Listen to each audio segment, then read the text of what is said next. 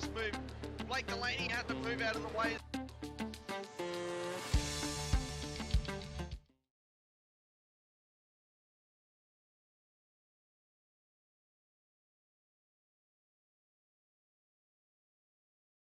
Good evening, sim racing fans. Welcome once again to SRWTV. Tonight it's another double header for round 7 of our long road series here at SRW. It's double sprint rounds for our TCR and F3 cars on this action-packed Wednesday night. Tonight we start with the TCRs who are headed to Virginia International Speedway on the North layout, and then we will jump to our F3s at Circuit de Nevers Magny Cours, and all of it's thanks to our series sponsor, TOYOSIM. It's Cowie, your average sim racer here, together with Hamish Munro, who's once again on comms and behind the scenes back there. It's going to be awesome, buddy. VIR, this tight North layout. Looks like it's a bit of fun, and these boys have been enjoying it so far. Yeah, mate, it's definitely a challenging circuit, especially in these little TCR cars. You know, we always speak about all season the understeer that is what is the biggest challenge to tackle in a TCR. Well, this circuit does not lend itself well to tyres. It does not lend itself well to understeer. So, you know, through the tight twists and turns of this Virginia Valley, they need to be very careful because they could easily end up on the grass and get labelled as my lawnmower man of the day. So it's going to be a very tough battle for them. 2 15-minute sprint races here tonight, Cowie. We are coming in about 5 minutes into qualifying, so we've got about 10 minutes left. The tyres will just be warming up now, just getting ready to be able to push the cars to their limits over this qualifying session. So it's going to be incredibly exciting to see where they can come up in terms of lap times and what the spread is like out of the whole field. Look, as you said there, buddy, I think that everyone's totally aware of the distinction between grey and green on this track, and grey is good, green is bad. There's lots of grass out here, and it's really easy to run wide. And as you said, these TCRs, they don't want to turn. They want to slide wide when you're carrying speed, and that is a recipe for disaster at a place like this. There is those runoffs, so you can maybe avoid the walls, but as you said, the lawnmower man is not really the motive you want to be having going tonight. No, unless you have a Jim's Mowing franchise, although as we say that, Bruce White out into the weeds there off the exit of the corner. So, yeah, it's an incredibly tough circuit, very challenging, but very rewarding when you can get it right. It's, you know, you see a lot of racing around here, especially in the supercar or even the GT cars. You know, as mentioned, it is really gratifying to do well around here, but it is so infuriating when you get it wrong. Well, it's one of those things. I remember we came back here a bit earlier in this season for the V8s, and I was astonished to see that the tree is gone. You know, where they have the tree round the back there. But this layout here, we actually skip all of that. We cut right through the middle of the track, and we're basically using the first third and probably the first quarter and the last quarter really. And that middle section looks like it snakes and is quite narrow, and a car that doesn't want to turn, yeah, short and narrow is not really a good thing, I don't think. These drivers would have wanted to bring a nice and nimble setup with them for this track, specifically for that middle section of the circuit. It is such a difficult section to get right, and I mean, you kind of get a little bit of a sort of a preview of it with these couple of corners, but it's even worse going down the hill, round the twists and turns, through a lot of corners that have got A and B next to the number because they're classified as half corners. So it's going to be incredible to see some battles through here, Cowie, but these drivers, they'll be sweating coming through here. Well, little changes of direction there, and those short chicanes. Again, I think there's enough of a straight there that we are going to see the draft play a part down the main straight, but it's going to be watching these guys dodge and weave and bang doors and everything that they do in this series, and we love to watch.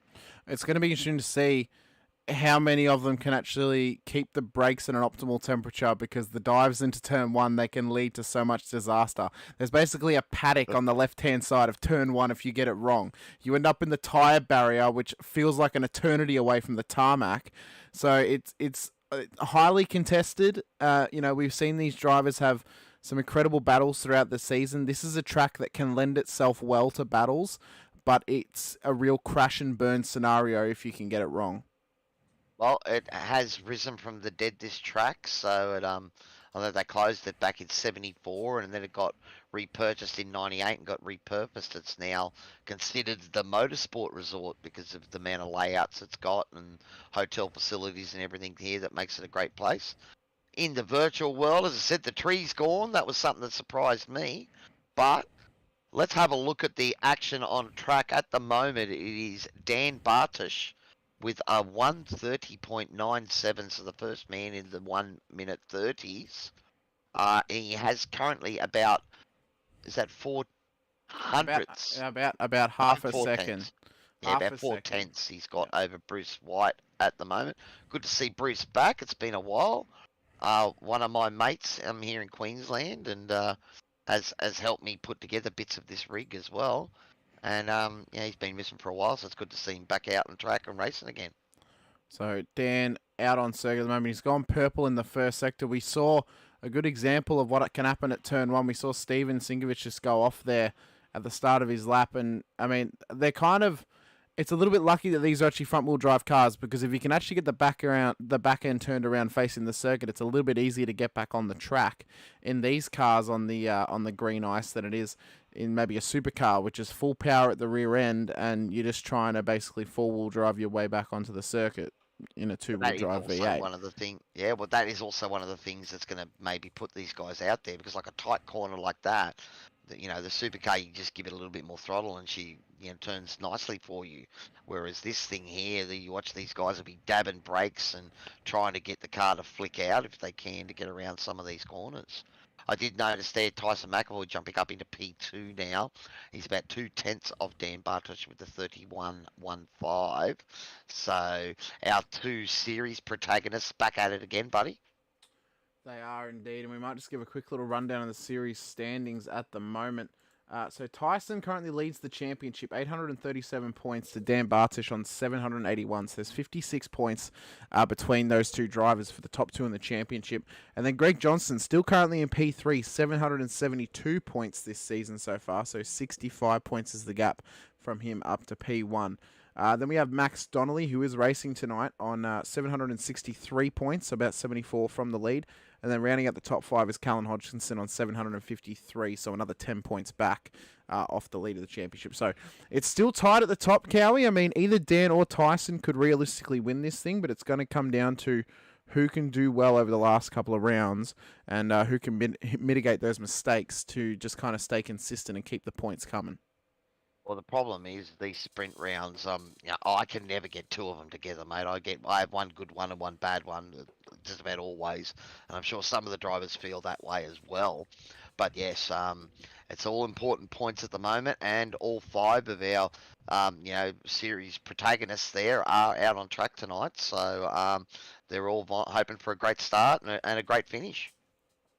It's going to come down to the wire this season, it seems. I mean, unless Tyson just continues to absolutely obliterate his opponents and dominate the proceedings that we've seen so far, then he's going to run away with it in the next couple of rounds. But hopefully, I mean, with Dan's pace that he's showing so far, hopefully his racecraft has tweaked a little bit and gone a little bit better, so he can actually stay more consistent and try and keep the lead and take a victory this season. I mean, that's probably one thing that we need to see happen if he wants to really put the challenge in. I mean, we've seen Callan Hodgkinson win a race. Tyson has won countless races this season. Dan is the one yet to step up and really make that full-on challenge. I mean, as well as Greg Johnson, who's been ultra consistent, finishing 4th and 5th and even 3rd, I believe, at points during the season. So it's going to be tight towards the end, Dan. Cowie, sorry. That's because I got Dan on screen. It's going to be tight towards the end, Cowie, but, it's all to play for still. Well, as you said, Dan yet to register his win, and I think that, he's mentioned it a couple of times. He's starting to get a little bit sick of being a bridesmaid. So let's see if he can turn it up tonight. Looks like he's got the first part of it down pat. TOYOSIM McAvoy has closed the gap with a 1:31.02, 5 hundredths of a second, but it's still Dan's, and we've got less than about a minute to go now, and this is the sprint round, buddy. So hits 15 minutes, it cuts off immediately. So really, it's only those guys that are on a lap now that are going to get the chance to finish it. And Dan's got all oranges here, so I don't think he's going to improve. It's going to be up to Can Dan. anyone out there do it? Not looking likely at the moment. I mean, Stephen and Dean both on orange sectors at the moment. They're really the only guys who are actually going to be able to complete a lap. Callan Hodgkinson is not close enough, I believe, to actually finish a lap at this stage, as he only just started one. So it's going to be interesting to see whether it's going to be Tyson or it's going to be Dan that can take the chocolates tonight, or maybe even someone like a Mitchell Muller can get it back up there again and take win. Yeah, you know? he's just popped up into P3, Mitchell, with a 1:31.44. So supplanting Bruce there by 300ths of a second. So again, we keep seeing these nice little quite close clumps. And if you look at it there, is that P3 down to P7 are separated by less than 2/10, is it? Yes, I believe it is. Wow. So it's incredibly close. So we do get those close things. Normally that's the forte of the F3s where we start talking hundredths and thousandths. But here is the grid up on screen for tonight's opening sprint race here. It is a reverse top 10 for the second race, but it will be Dan Bartosh for Jedi Boy Racing who will lead the field away. Alongside him, Tyson McAvoy for Performance Sim Racing. Michael Muller, the newest Performance Sim Racing driver in P3. Bruce White in P4, the independent, I suppose, privateer. Callan Hodgkinson for Crisscross Racing. Max Donnelly for Team NZ. And we've got Stephen and Dean Sinkovich row for SRW. Greg Johnson at the back of the grid in P9. Did Greg not get a time in there, buddy? I didn't see. I think he did, but I just think he wasn't up to pace quite yet. So that's going to have to be something that we keep an eye on throughout this race, on if he can get the pace throughout both races tonight and if he can take advantage. But we will await the lights to go out for us to go racing once again. 2 cars to join here. Waiting for Tyson and Callan to get on circuit at the moment. So, yeah, I mean, as we mentioned, it's a tight affair in terms of championship. The major players are showing up to rehearsals before the final dance in a couple of weeks. And they'll be hoping not to need an understudy over the next couple of rounds. So they're going to have to push hard for the rest of this season if they want to claim victory. I mean, Tyson is in the hot seat. He doesn't really have to do much to claim the championship. He just has to stay consistent, get good finishes. It's in Dan's hands whether he wants to take victory, whether he can get on that top step, beat out Tyson. That's what his goal needs to be. He needs to beat Tyson on track if he wants to claim this championship. I'm going to say now... Well, Tyson is good at getting the tyres up to temp, buddy, and dealing with those cold tyres early on. So we'll have to see how Dan goes. Here come the orange lights, and it is round 7 of our TCR sprint round. We're off.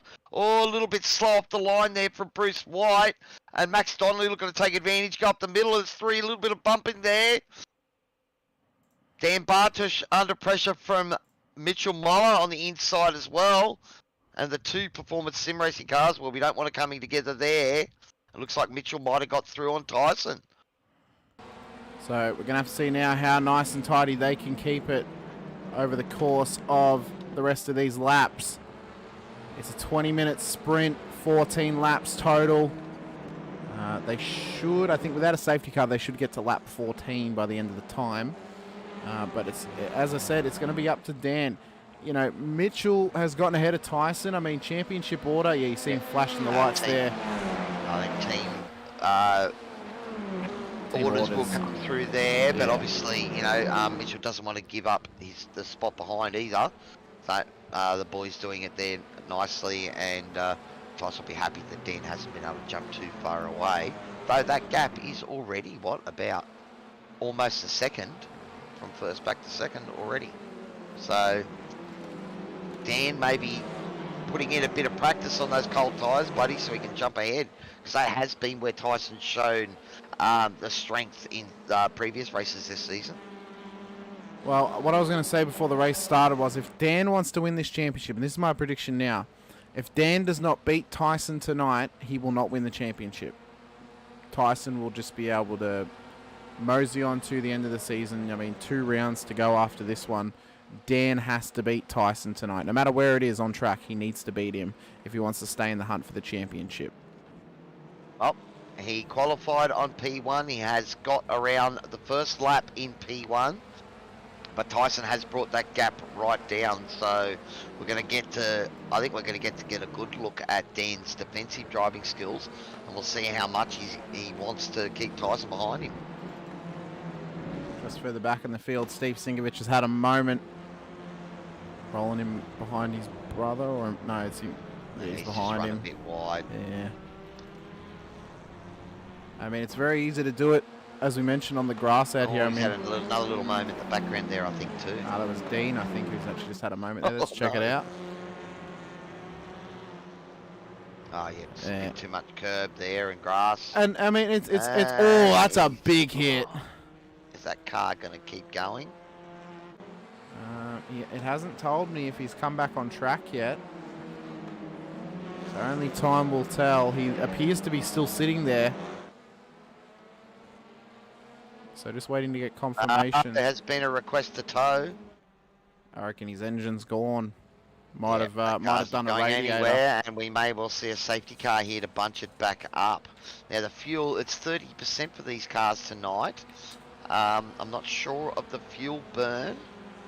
To see if these guys will need a stop or not. Generally, they don't need a stop in the sprint round. I can see Adam in the pits at the moment in the safety car. So whether he's actually going to come on track after Steve Sinkovich passes the pit exit will be the confirmation that we need. I haven't seen... There it is. There's the call from race control. Safety car is at the end of pit lane and will be joining the track. So only a minute and a half in, buddy, and the safety car is out. So I suppose, do we now start to think about how many safety cars we're going to have tonight? I think do you want to go for the overall night, or do you want to split it up between races? No, I think you got to go overall. I'm going to say there's 3. 3, so okay. All right, I'm thinking there's going to be... I reckon we're going to get one more here in the TCRs and over 3 races for the F3s.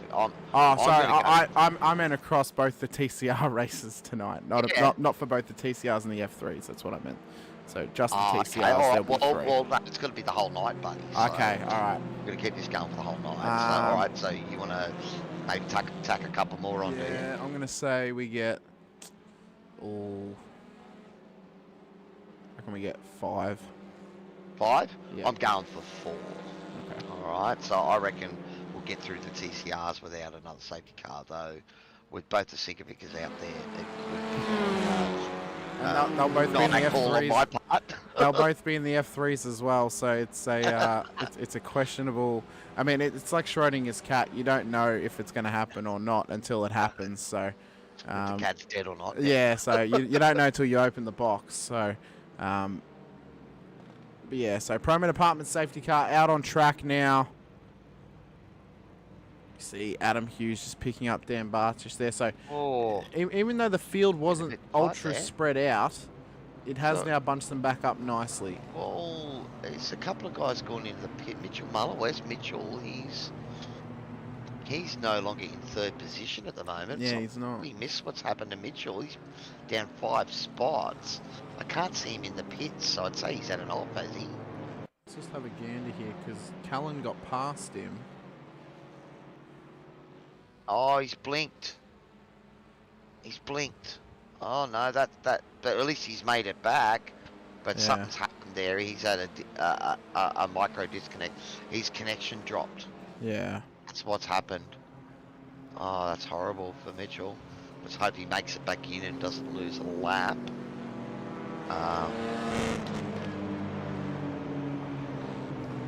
Yeah, no, that's not what we want to see, buddy. We don't want to see any cars dropping out on us. No, definitely not. No, well, at the moment the order is Dan Bartosh, Tyson McAvoy, Callan Hodgkinson, Bruce White, Max Donnelly, Greg Johnson. So Callan Hodgkinson made a big advantage there as well, buddy, and jumped up a couple of spots when we weren't paying attention as well. Yeah, he's really taking advantage of Mitchell's disconnection there.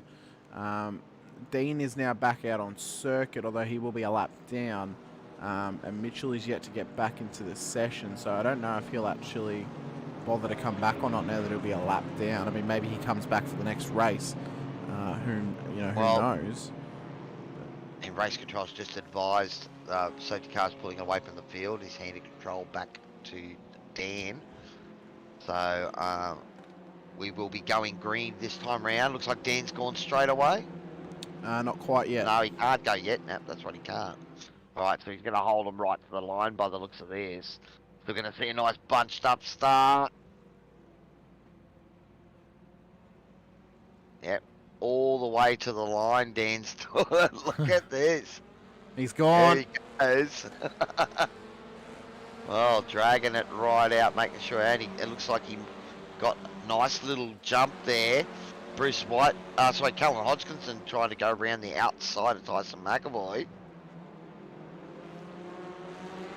And this is arguably the battle for the championship between these three. I mean, I know Greg's in P3 at the moment, but Callan has been a contender on his day. He's only had a... Dan's got a bit...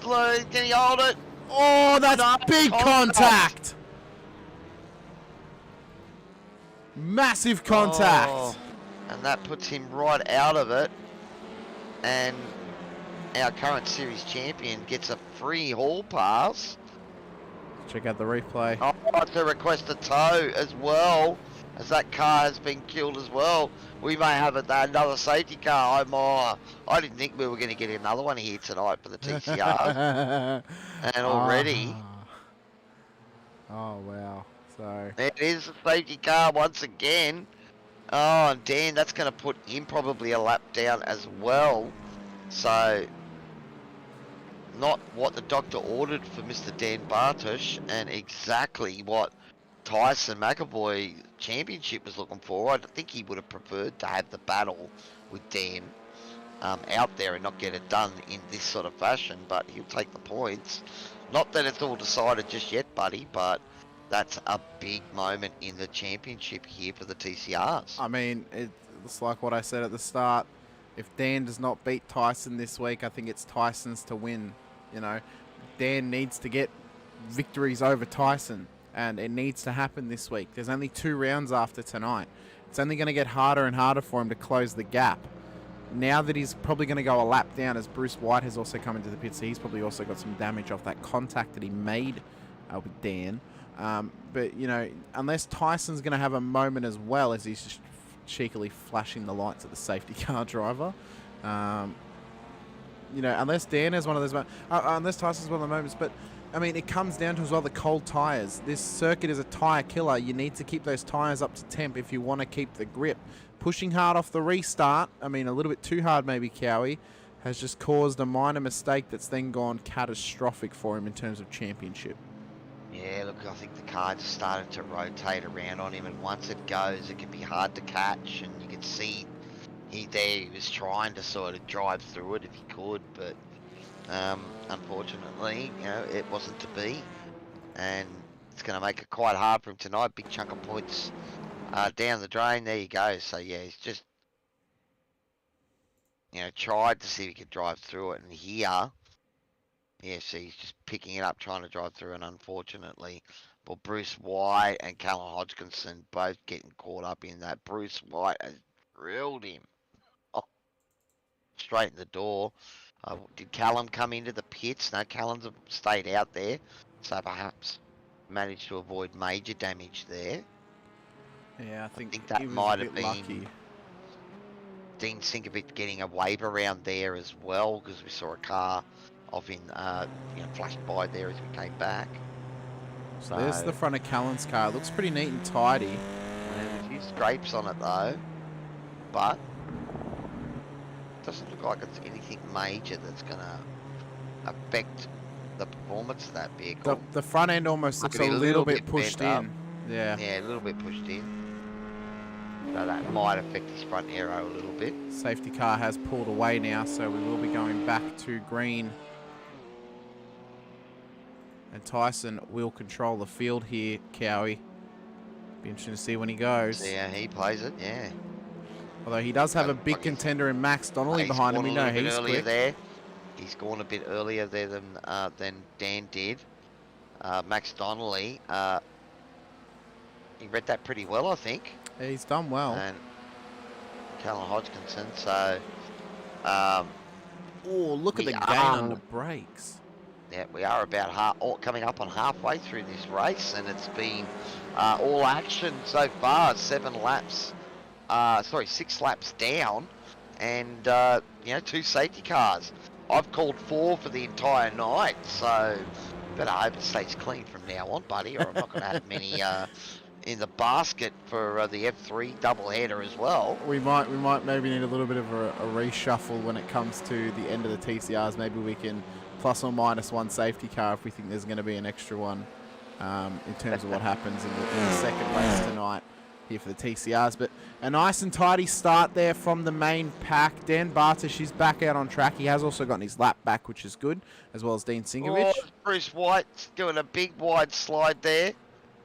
Out into the weeds. Into the back there, so that's a bit of grass-induced slide there, I would say. Callan Hodgkinson is menacing Max Donnelly, but what that's doing is that's just giving Tyson a free race out front. You can see Greg Johnson getting in on the hunt here as well, as Max is definitely holding these boys up, I think. Yeah, I think that that Audi needs to get its tyres warm just to take advantage of the pace that it can have. Audi doesn't like the bumps, and I think this little sort of changes directions for this track is probably not a track that suits it. And then we look at the front of that, and I think Max has had a bit of contact there as well, because there's a bit of, no, there's no damage, it's a bit of dirt, is it? Yeah, maybe a bit of dirt. If Callan can get in front of him, we can go into the gearbox cam and check it out. Callan is trying his hardest here at the moment, but dealing maybe with a little bit of aero damage in the front himself from that contact. And, you know, we'll keep talking about it, but that contact is going to be big ramifications for the championship. Looks like Mitch Muller might have made it back into the server, buddy. So I don't think he's gone out on track, but hopefully he's here for race number 2. And hopefully the internet can hold up for him as well. See Callan Hodgkin is starting to make himself an absolute pest on the back of Max Donnelly's bumper here. Stay on board and have a look through here and just look at the car sliding out, trying to get it turned in.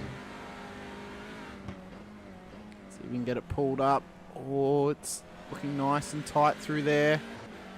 So it doesn't seem to be affected too much by the contact. I think also as well, one thing we need to remember is the pit stops. I mean, they have been under safety car for the majority of this race, so pit stops might not actually be an issue in the first sprint. But the second sprint, it's definitely going to be something to think about. I think normally we haven't seen the TCRs had to pit during the sprint race, but was it last week they had to with it was last week that they had to pit, didn't they, during the sprint round?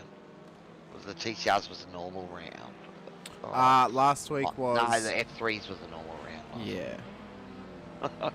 Well, we'll get it confused, but that's alright. But if you know out there in YouTube and Facebook, Ben, do let us know and say hi. Let us know you're out there and watching here. Again, all of this is thanks to our series sponsor, TOYOSIM. Big thanks for having them on board. And, you know, the action here is close. This is the battle for P2. Callan Hodgkinson right on the back of Max Donnelly. And this battle is just giving Tyson McAvoy the chance to run away. That gap is now out to about 1.5, oh no, about 3 seconds. Wow. Yeah, he's starting to really just get those jets on that Honda. Just wants to solidify the championship win here tonight. So it's going to be interesting to see what the second race can bring us. I mean, there's still, you know, just under 4 minutes left in this contest for the first sprint. It's going to, well, anything can happen, Cowie, and a mistake can be made by Tyson, but it is looking like, once again, he's going to run away with it. Well, he hasn't really shown any issues towards little mistakes when he's out running on his own so far. He's, you know, so far has been Mr. Cool, Calm and Collected out front. Oh, here we look at Callan Hodgkinson trying to go around the outside of Max Donnelly as we come down into T1. Max just covering the inside. Can Callan keep it around the outside? No, it's a bit harder to do that there. But you can see what he was trying to do. If he can stay up the inside for this corner, then this double left is all his. So, a few little, I don't know, tactics, but he's just certainly having a look to see where he can make it an indent here and try and get past Max, because we are almost down to about 5 minutes left of this motor race. So it's all happening thick and fast, buddy. Mate, thick, fast, and just action all over the circuit. I mean, we always talk about how races can somewhat have sort of two separate narratives in them in two halves. One half can be full of safety car, the other half can be full on assault. And that's what's looking like it's going to be in this race now. I mean, we're less than 5 minutes from the end, so we're not going to get another safety car in this sprint race. But now it's about, you know, pushing to the end, staying clean and consistent and trying to mitigate staying off that grass. It is like green ice at VIR. It's almost like the track can be dry as bone, but the grass will be like it's been raining for days. You know, you get on that grass, it's just going to pull you out. It's also one of those places with sort of braking areas where you're coming up and lifting over. So the car wants to go light, and if you brake that little bit too late, then it's going to float wide over the hill and you're going to end up on the grass. We can see here Callan is now putting the hammer down. He's looking for maybe an outside under there, but Max tucking it in tight, not leaving any room there for Callan to get through. Can he get the car briefly up the inside? Trying to get that switch back, almost trying to force it. Oh, he's got a nice slingshot there and up alongside. And going on, Max has had a little bit of a blink. Oh, there is absolutely nothing in this battle, Cowie. Those guys were about as close as a fly's whisker just then. I mean, absolutely nothing in it in terms of space between them, but really, really good racecraft and sort of, you know, racing ease of mind to keep the gap, you know, and not try and force the incident. Greg Johnston here, though, is in behind, third in the championship. He is weaseled his way in to possibly sneak a podium if one of these guys make a mistake. Well, I don't think there was a gap there. I think when Max reappeared, he might have even been slightly inside Callan. So thank God the netcode gods didn't intervene there.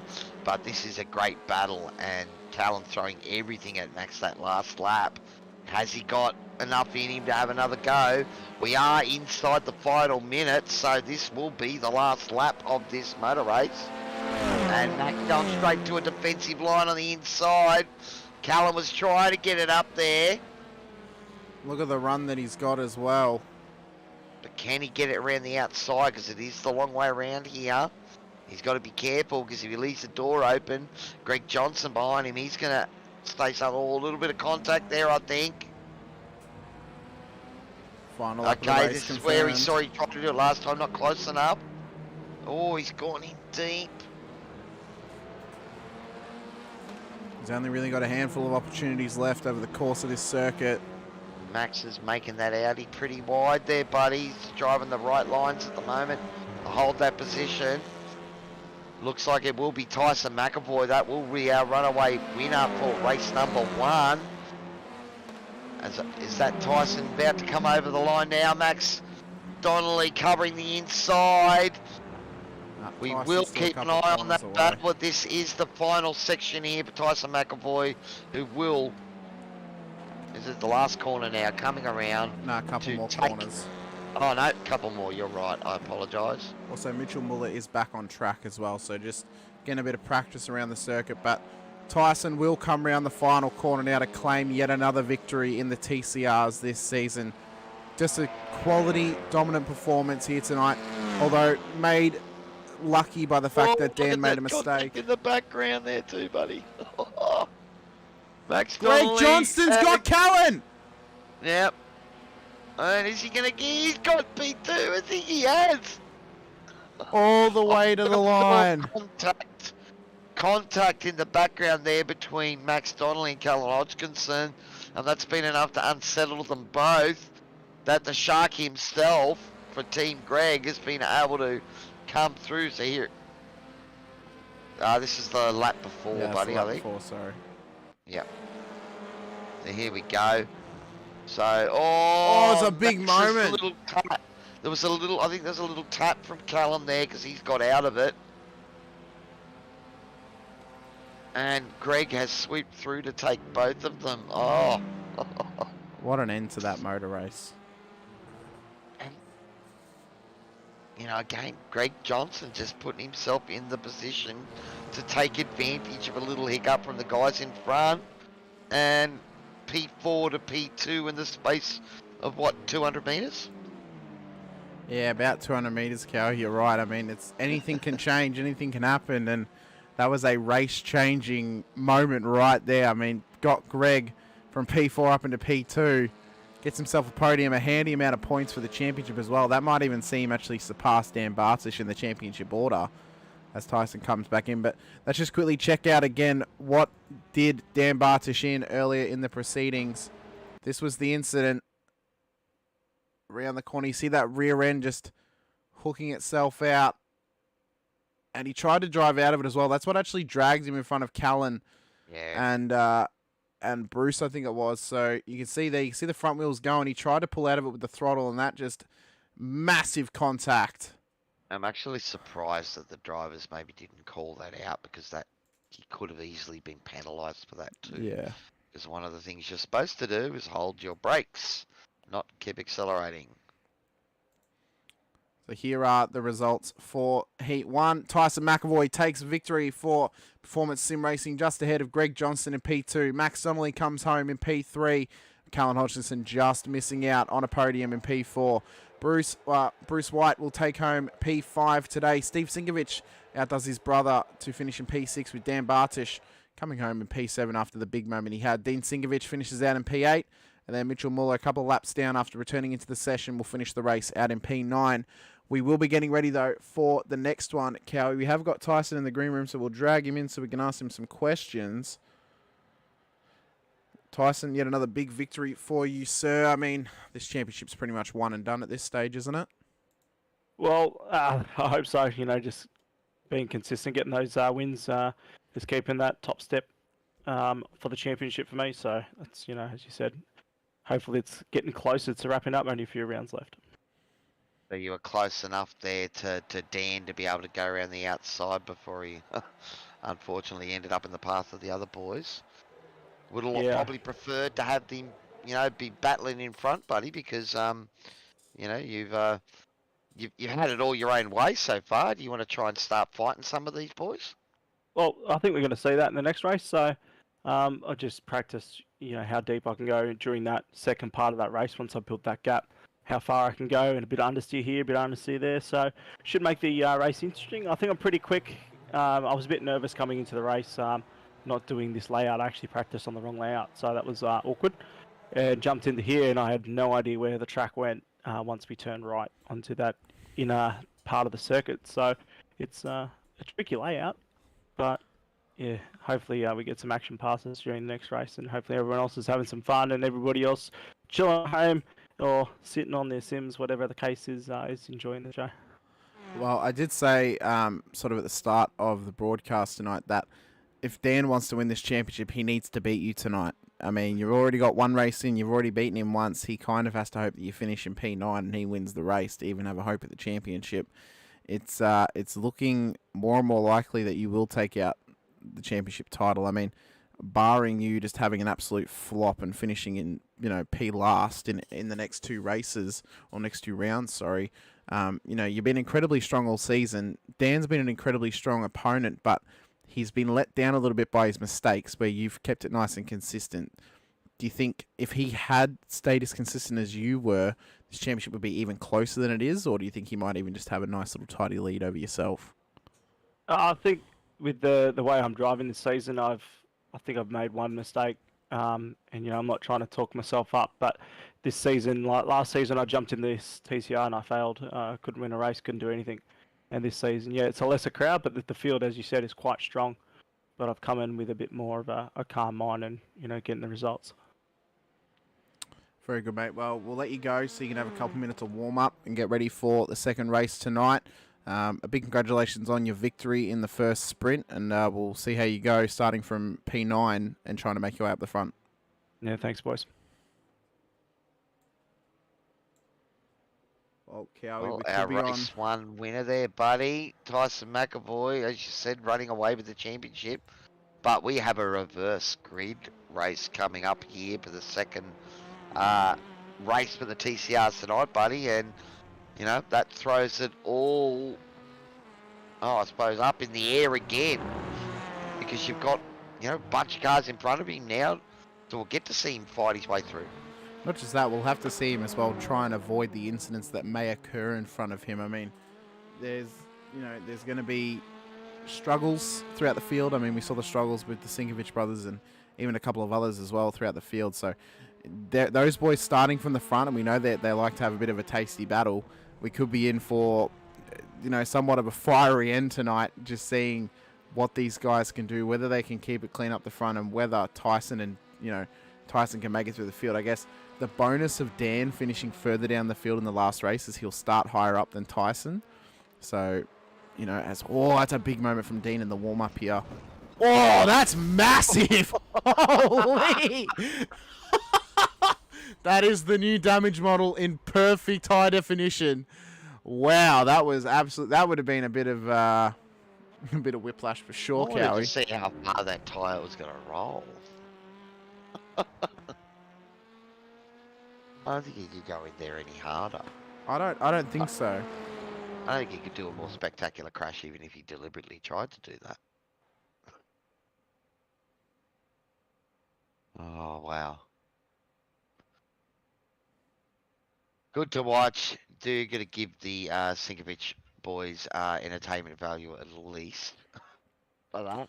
I mean, But, say yeah. what you will, they bring the entertainment factor every single week.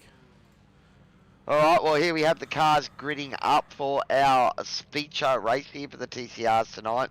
This is our double header here on a Wednesday night.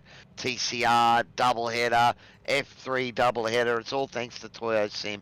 Here is the grid for race number 2, though Adam Hughes is our safety car driver, so hopefully, well, they'll be starting from position 2. Looks like Mitchell Muller will be starting the grid position 2.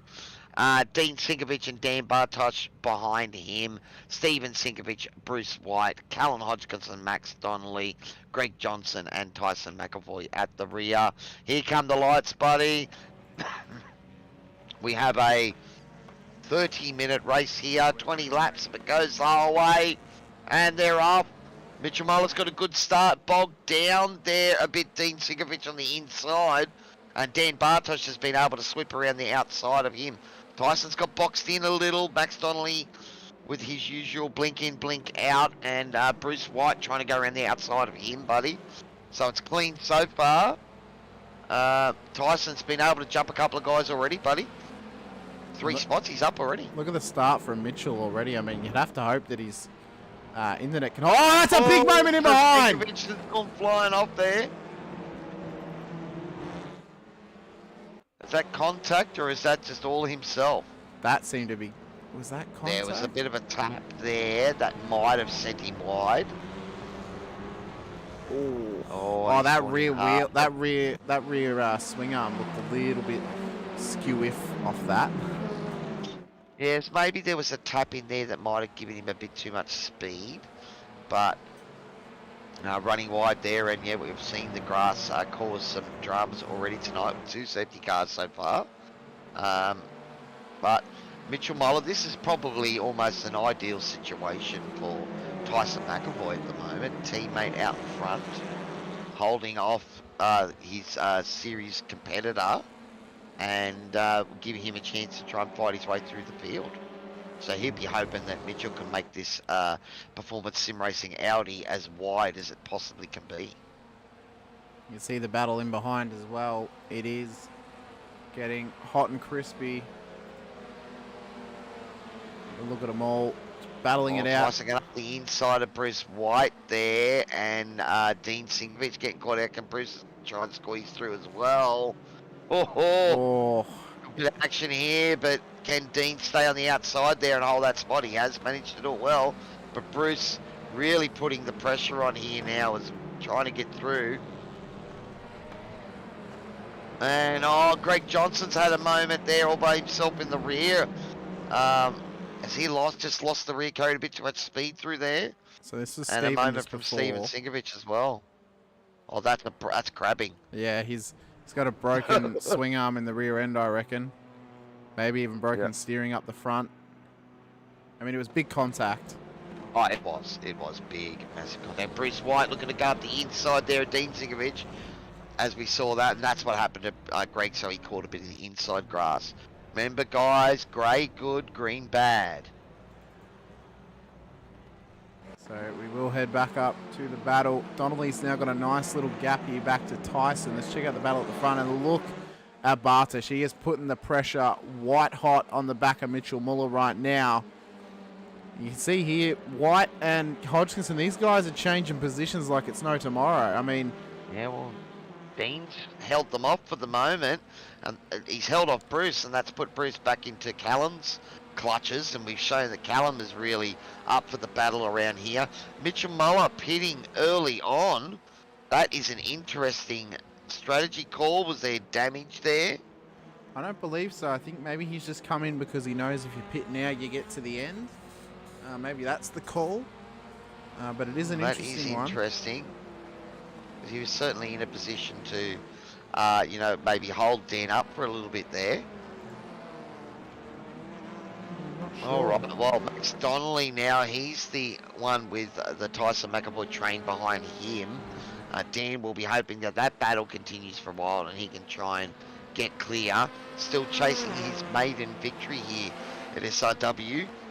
It did not go his way. Race number 1 is is it what the doctor ordered? Maybe he needed a really bad, horrible race to then have a scorcher to take home that first W. I mean, quite possibly, Cowie. I mean, but he does need to rely on Tyson just having an absolute barn burner and ending up at the back of the field if he really wants to keep putting the pressure on him for the championship.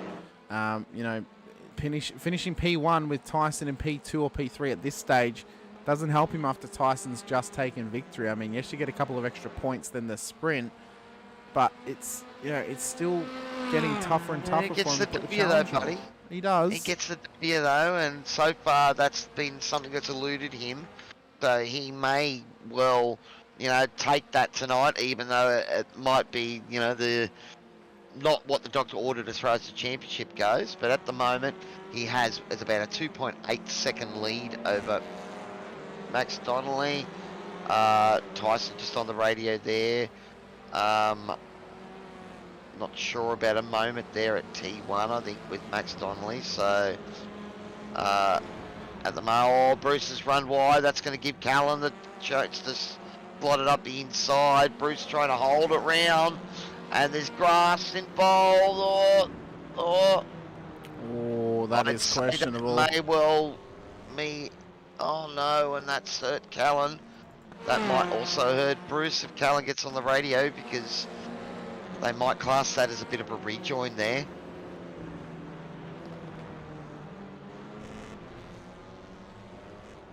I was just double checking if that was actually worse off than what we saw in case he went into the wall, but it's going to be... I haven't heard anything on the radio there, so Callan maybe not calling that in. But Dan is now scorching ahead, so he's lapping at about, what are we looking at, about 7 or 8 tenths a lap quicker than Max Donnelly behind, who has got Tyson McAvoy right on his backside. But you can see here Max immediately going to the inside, holding that defensive line, saying to Tyson, if you're going to pass me, you're going to have to do it around the long way. Though he's moved out. Oh, Tyson with a little tap there. This is close racing as we get in the TCR. Bit of door banging is always on the cards here on TCR Wednesday.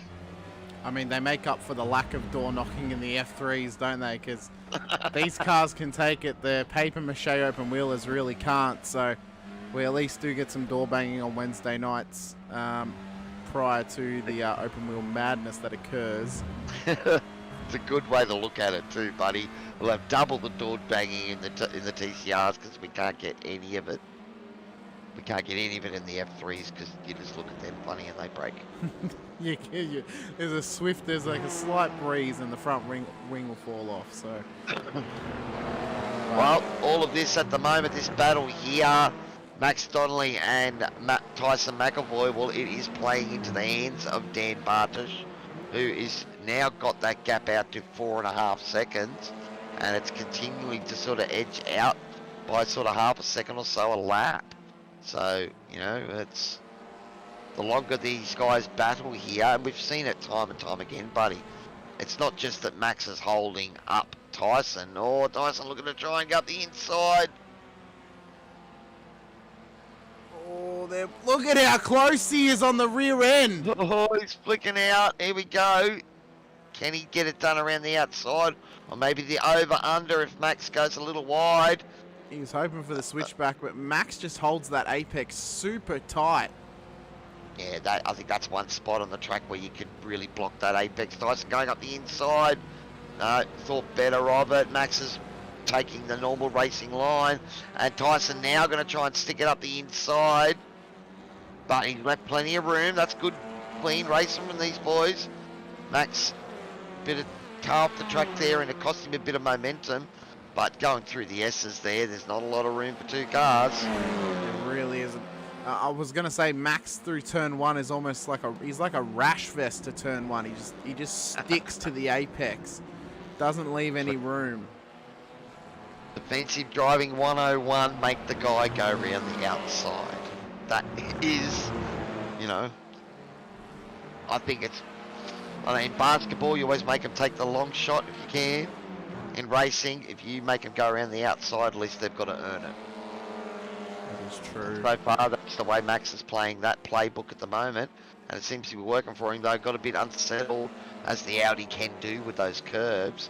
But now 6.3 seconds to Max Donnelly, so there we're talking. It's like 6 or 7 tenths. This battle is holding up Tyson McAvoy. As we're almost coming to about a third of the way through this motor race. We need to watch that Tyson does not get too impatient here. It's almost like Max was kind of baiting him in to go for the dive there. He's left a gap though, and Tyson trying to force it through. Needs to stay patient though.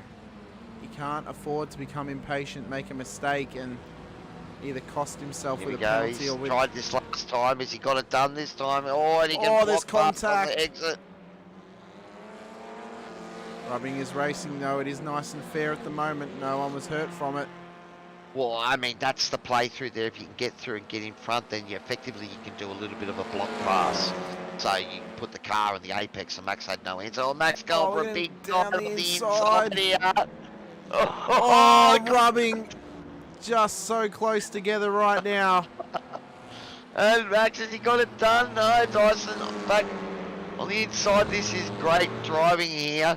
We can see Max not willing to give it up one iota. This is probably one of the best battles we have seen all season, and it's not even for the full box of chocolates. It's only for P2 at the moment, Cowie. But it is also the opportunity for Tyson to really bridge the gap and put the pressure on Dan ahead, but Max is not going to give this up. We know he's a quality operator. We know Tyson is a quality operator. Max has been let down a couple times with mistakes or getting into other people's incidents, but we know on his day he is super quick. Well, at the moment he is staying close enough where you can see that toe bringing him back into it, and he's gone for a big dive up the inside. But the switchback. Tyson's done the switchback, so... Well, you cannot fault Max for throwing everything at it here. And it's great to see. But Tyson's showing that he also, understands the way this racecraft business works, and just let Max float wide and was able to go back up underneath. He's doing a high quality performance right now. You have to think if he finishes P2 now, he's going to be claiming the driver of the day. I guess even if he finishes in P3. Oh, here we go. Max going for that inside run again. So that's where he thinks he's got a chance at putting the pressure on Tyson. But see what this is doing, buddy. These boys are battling. It's now the gap from Dan Bartosh in first position back to this battle for P2. It's almost, well, it is 9 seconds now. So Dan is checking out as this race continues, buddy. Oh, Max Donnelly trying to go around the outside here. Oh, there's contact! Contact! That is huge! And you said that something had to happen for Dan Bartosh to come away with, you know, the point situation here, but I think, is that Max just got up on the side of the curb? Oh, that is a big incident. Really hurting the car. I think the one advantage Tyson's got is that he can bring it straight into the pit lane there.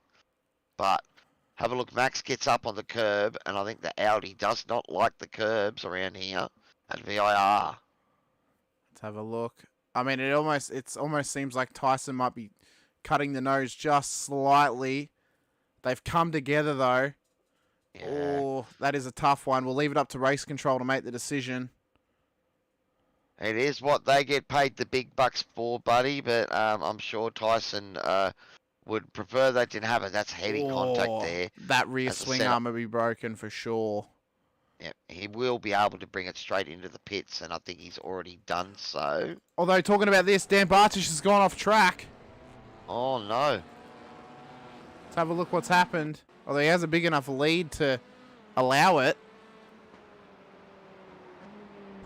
That's he's a just safety run car. wide. Oh, that would have been a heart and mouth moment there for Dan, but he's got it back running, so nicely done. Yeah, but a bit of heart and mouth moment there. The safety car, who has caused that? I would say it's probably Tyson's move that he had.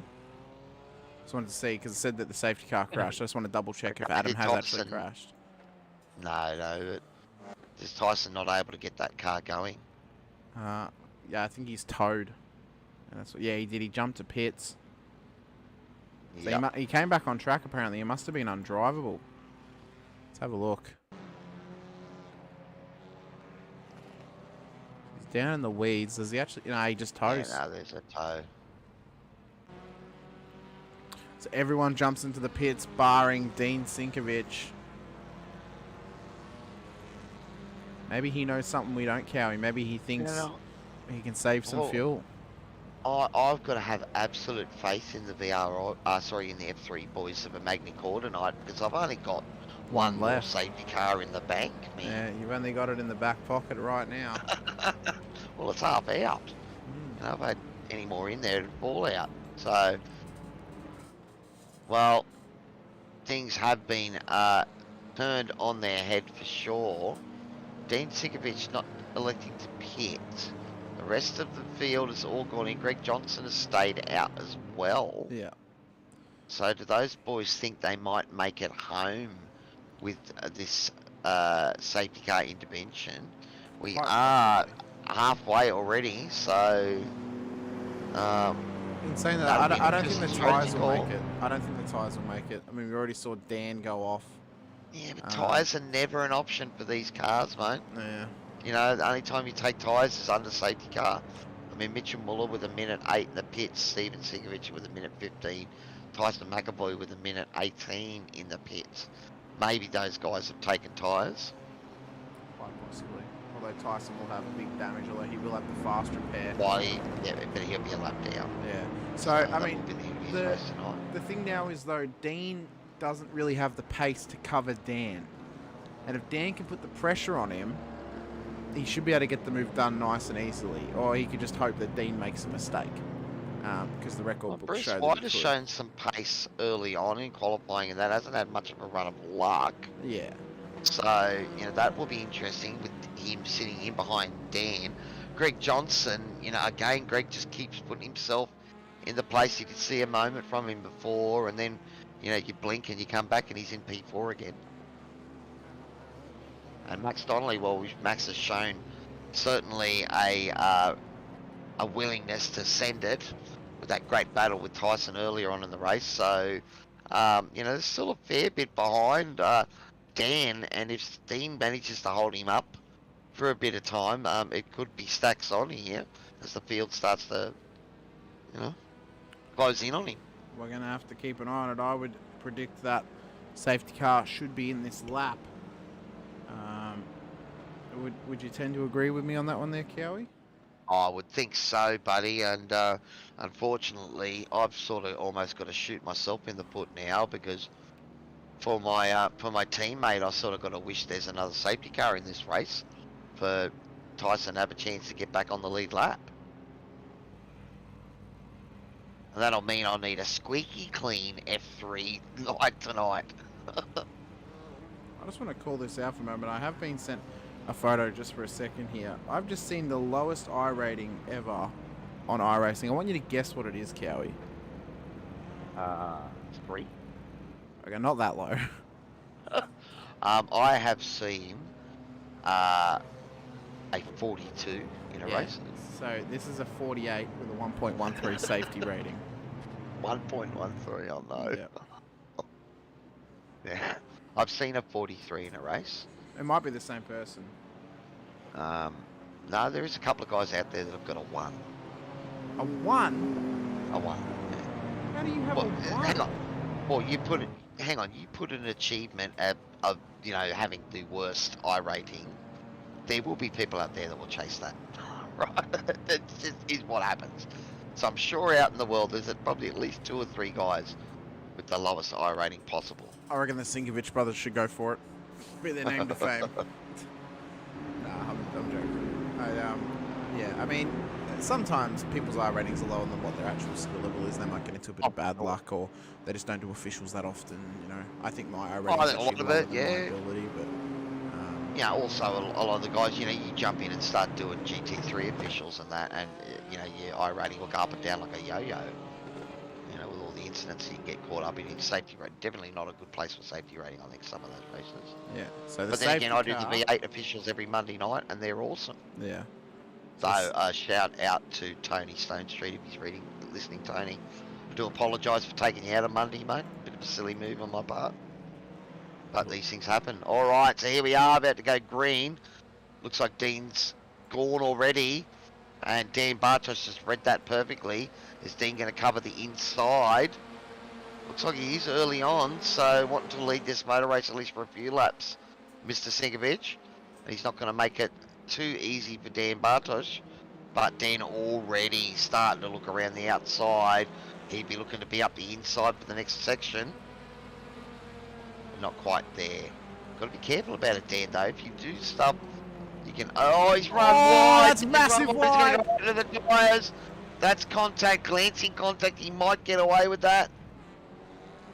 That might be able to drive that car around. Or is it going to be another safety car? He's jumped Still to pits. moving. Can we... Yeah, he jumped to pits. It's a bit of a naughty boy move from Dan. He's pushed the wrong button. Is that going to cause a safety car or not? I don't know. Oh, there's the contact. Out of the lead. Alright, well, looks like race control has left it running because that would have changed things because, again, you know, I did sort of say that, you know, Tyson needs a safety car to get back on the lead lap. He does, although it does not appear the safety car is on track at this Max stage. Donnelly has been given a penalty for contact with Tyson there to cause that incident, so he's coming through to do his drive through. And look at Tyson, he is on a move in behind right now. But we're going to keep an eye on Dean and Bruce at the front of this pack. Bruce White looking to try and sweep around the outside. He's going to do an over-under. No, going to hold that outside line. I feel like it'd be almost more beneficial just to put the pressure on Dean and either wait for him to go in the pits or wait for him to make a mistake. Yeah, well, look, Bruce is a good friend of mine. I've known him for a while now, and you know, he is sort of one of those guys that you know, hasn't been able to sort of focus on the sim racing and SRW, but he's got an awesome rig, and I think he's on his 3rd or 4th iteration of his rig. Yeah. But you know, it's great to see him back, and I do know that, you know, he'll be, you know, back, and the fact that he's up the front here, I mean, this is an awesome opportunity, and he will be throwing everything at it. Might see a kitchen sink throughout this window, buddy. We'll have to make sure he brings his spatula and his washcloth just to see if he can get it all nice and tidy. If he's going to throw the sink at it, he needs to go full bang. Talking about ambition as well, Mr. Dean Sinkovic. We have not had a Sinkovic on the podium, I don't think, in any races here at SRW, let alone on the top step of the podium. So he will be firing hard here, but has he got enough fuel in this car to get home? So Dan Bartish is back on track. Apparently he's passed Tyson McAvoy. Tyson is on circuit still.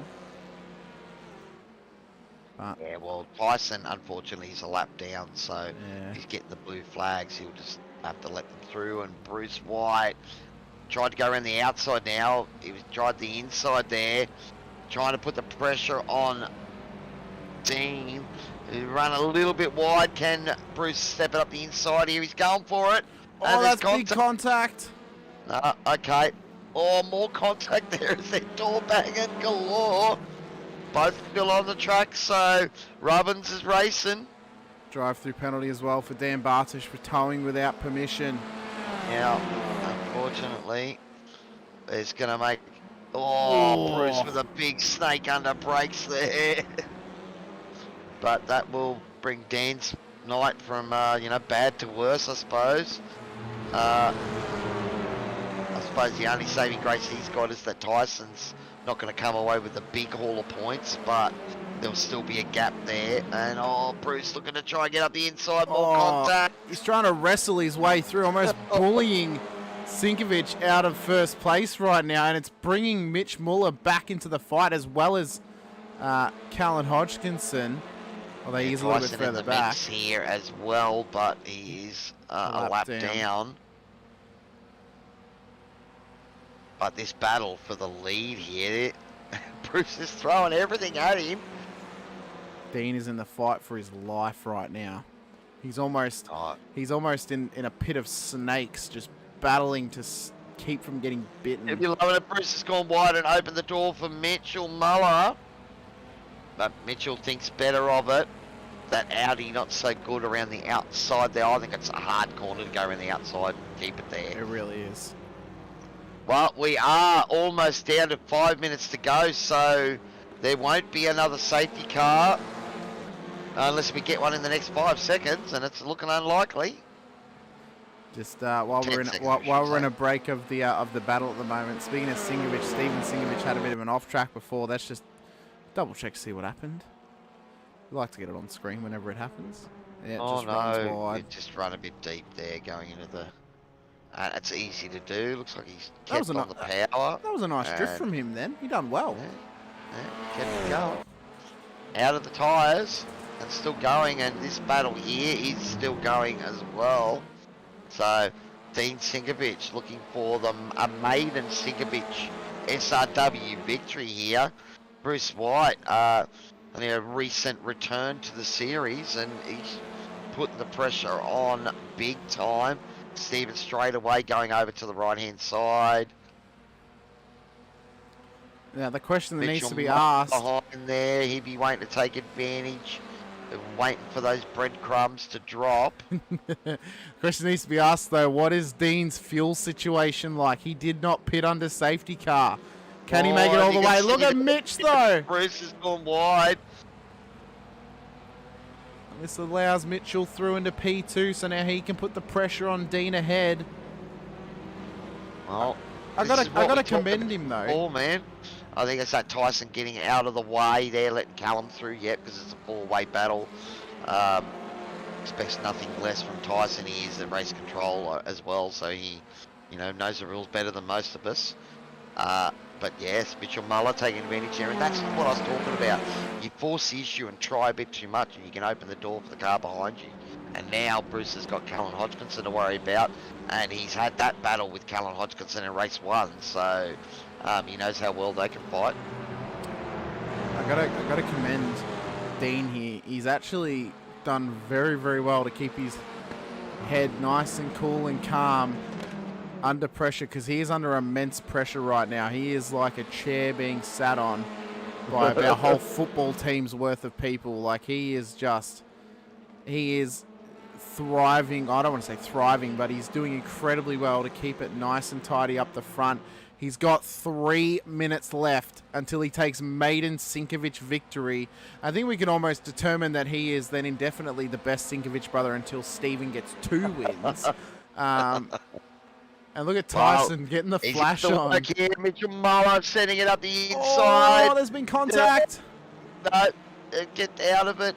Dean's done well to survive a couple of these bits of rubbing here. Oh, no! Oh Mitchell my Muller God! and Bruce White. Oh, it's got Hodgkinson! Hodgkinson taken out as well. Oh no! Unbelievable. Oh no! Wow. We have seen all manner of carnage here tonight. So it was just contact there. Bang! And the bastard had no chance. Mitchell Muller and poor old, was that, who was it that was got caught up in Hodgkinson. that? It was Hodgkinson, yeah, just had, oh, look at that. Minding his own business and just absolutely no. smashed. I know how it feels, buddy. That happened to me last night.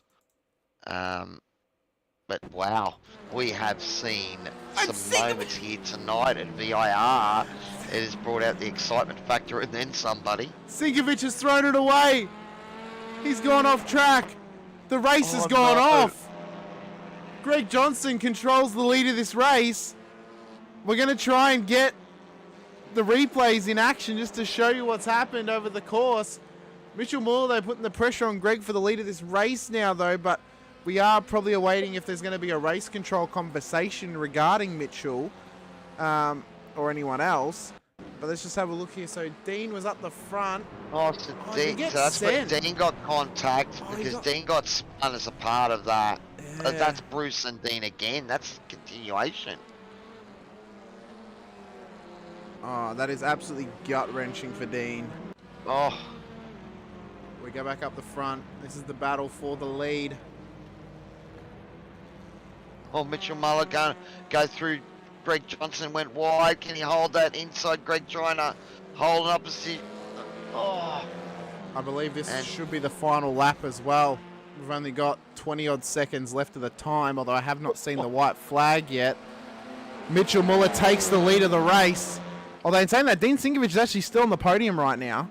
So he could still be on for P3. Wow. It's gone off in the last 5 minutes. Speechless, man. It's like, what the hell's going on? I'll tell you what, It's been a crazy race. If this race was 5 minutes longer, it is the final lap. So when they cross the line, it will be the end. If it was another 5 minutes, we probably would have seen another safety car, and you would have been pretty much out of the wager. Because you'd be relying on the F3s to have no safety cars around Magny Cours, which is almost impossible. But it can happen. So Mitchell Muller will round the final corner through clouds of controversy, through clouds of carnage. He is the one to survive. Finish home in P1. It's Muller taking victory of VIR with Johnston in P2 in behind. And Sinkovic finishes in P3. Is that the first Sinkovic on the podium? We'll have to ask him. Max Donnelly coming home in P4, Bruce White P5. But yeah, look, a lot to unpack there in that sprint round. Well, it definitely lived up to its name, sprint format, action-packed. Well, I don't even know what happened there, those last couple of laps. Craziness. That was some of the weirdest and wildest moments I have seen for the TCRs this season, Cowie. I mean, what a race. I mean, unbelievable action.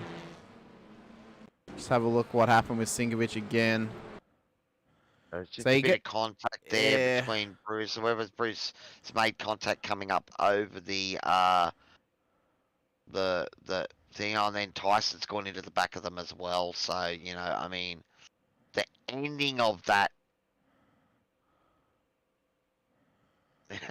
Tyson on the radio just giving commiserations to race control for all the hard work they'll have to unravel in tonight's race.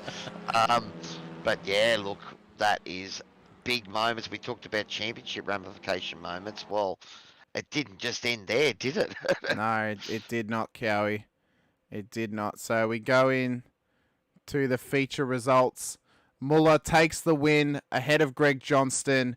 Dean Sinkovich finishes in P3 tonight, ahead of Max Donnelly P4, Bruce White P5, Steven Sinkovich in P6, Dan Bartish finishing out in P7, Tyson McAvoy P8, and then Callan Hodgkinson unfortunately finishes in the pits in P9 after the massive contact that occurred.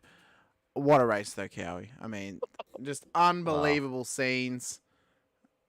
And, I mean, you just cannot fault anyone at this stage. I mean, wow. Look, all of the boys that were having a go, there was multiple contact moments there through that race and guys driving out of it and keeping going. And, it's just, I suppose it's one of the things about these TCRs.